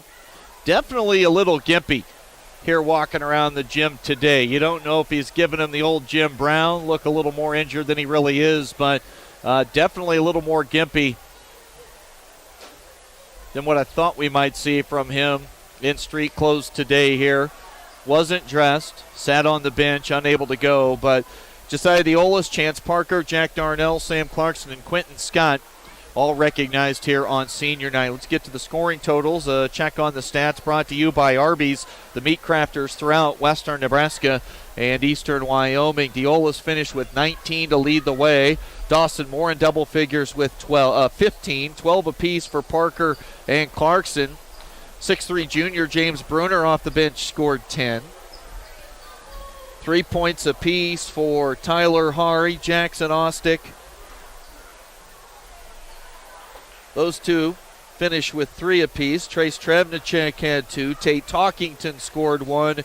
Quentin Scott on senior night able to get into the score column with 2 points. We'll step away and come back and talk with head coach Scott Gulligan right after this on the Rural Radio Network. Run with us in the unstoppable John Deere Gator XUV 835 and be prepared to go the extra mile. Because when others take rain checks, we take the wheel. With 3 wide seating, heat, and AC, this is the coolest, most comfortable Gator yet. Nothing runs like a Deere. Run with us. Visit 21st Century Equipment in Alliance, Torrington, Scottsbluff, and Bridgeport, or visit 21stcenturyequipment.com. Twin Cities Development has a great opportunity for food entrepreneurs and small businesses with newly remodeled and permitted commercial kitchen and office spaces available. You can do catering, packaging, processing, and recipe or product development with several rental options available. Call Twin Cities Development Association at 632-2833 for pricing and more information. The kitchen is located at Northfield Apartments in Gering, where 1- and 2-bedroom apartments are also available. Don't wait, call today.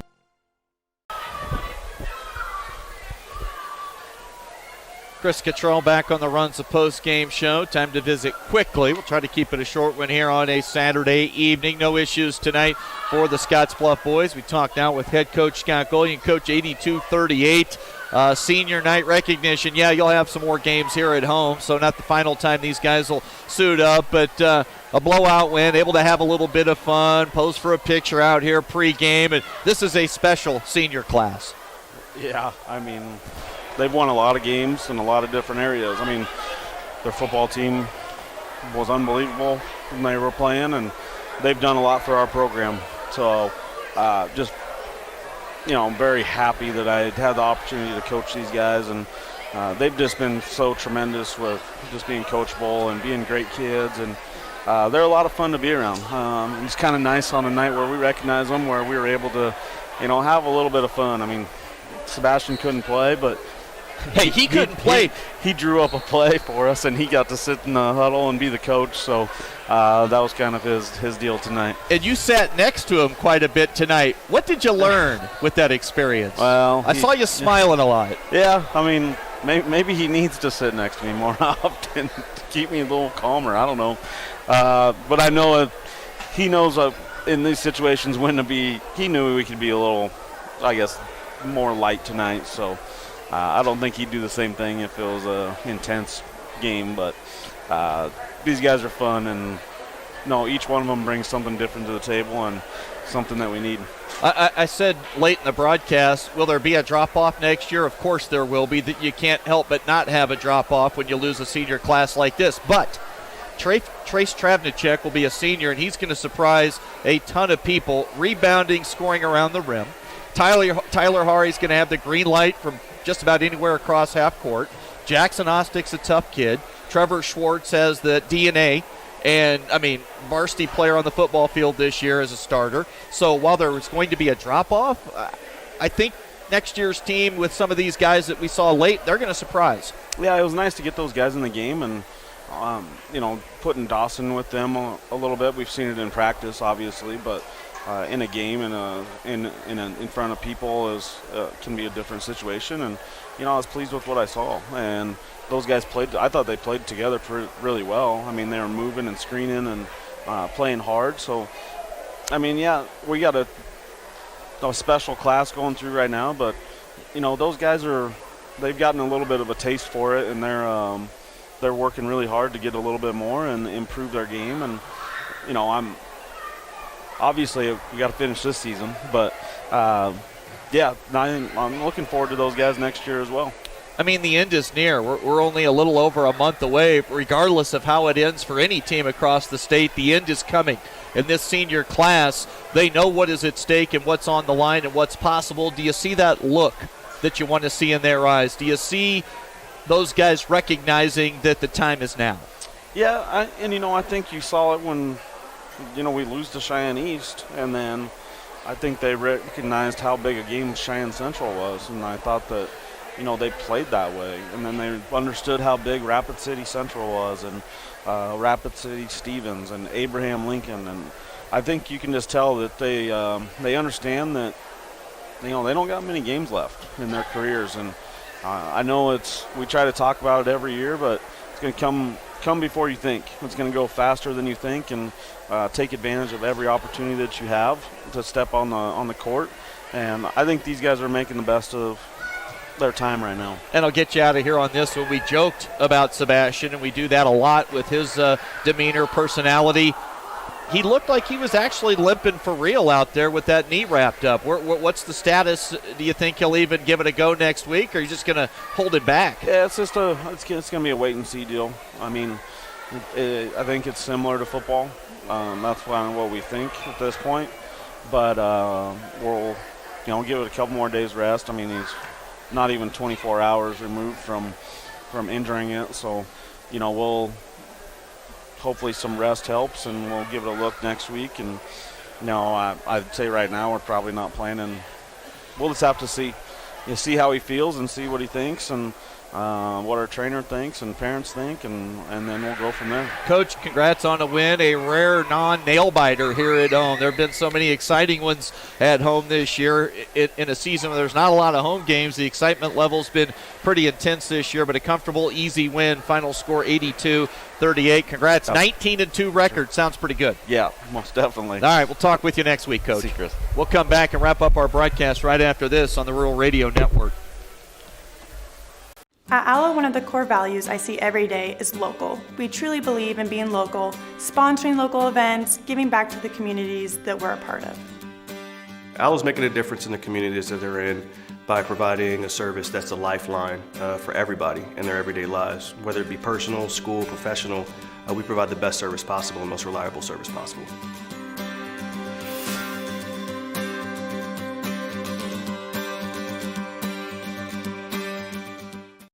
There's a place where folks still play with fire.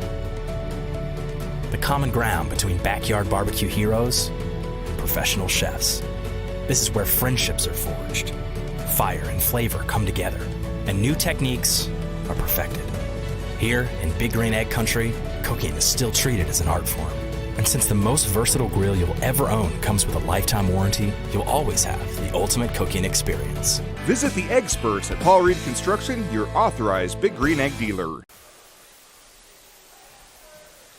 Back quickly, wrapping things up. Let's get to our Taco John's player of the game. We're just going to shout out that senior class once again. Josiah Diolas, Chance Parker, Jack Darnell, Sam Clarkson, Sebastian Harsh, and Quentin Scott. Similar to what we did with our player of the game recognition in the girls' game, all seniors involved tonight have done a great job throughout their tenure here at Scottsbluff High. Whether it be football, basketball, anything else, these guys are involved in, heavily involved in so much of the success over the last 4 years for anything going on with Scottsbluff High and athletics. So, players of the game tonight, your senior class, Diolas, Parker, Darnell, Clarkson, Harsh, and Scott. Big thanks to Chad back at the KNEB Studios. Matt here on site handling things for us on the TV side, and our camera operator tonight, Onathan, doing a great job as always. That trio, very thankful to have them involved with the Rural Radio Network team. I'm Chris Cottrell. Final scores tonight. Boys win 82-38. Sidney girls walk in here and get an 11-point win, 60-49. That's a wrap from Scottsbluff High School. Enjoy the rest of your weekend, everybody. So long and good night.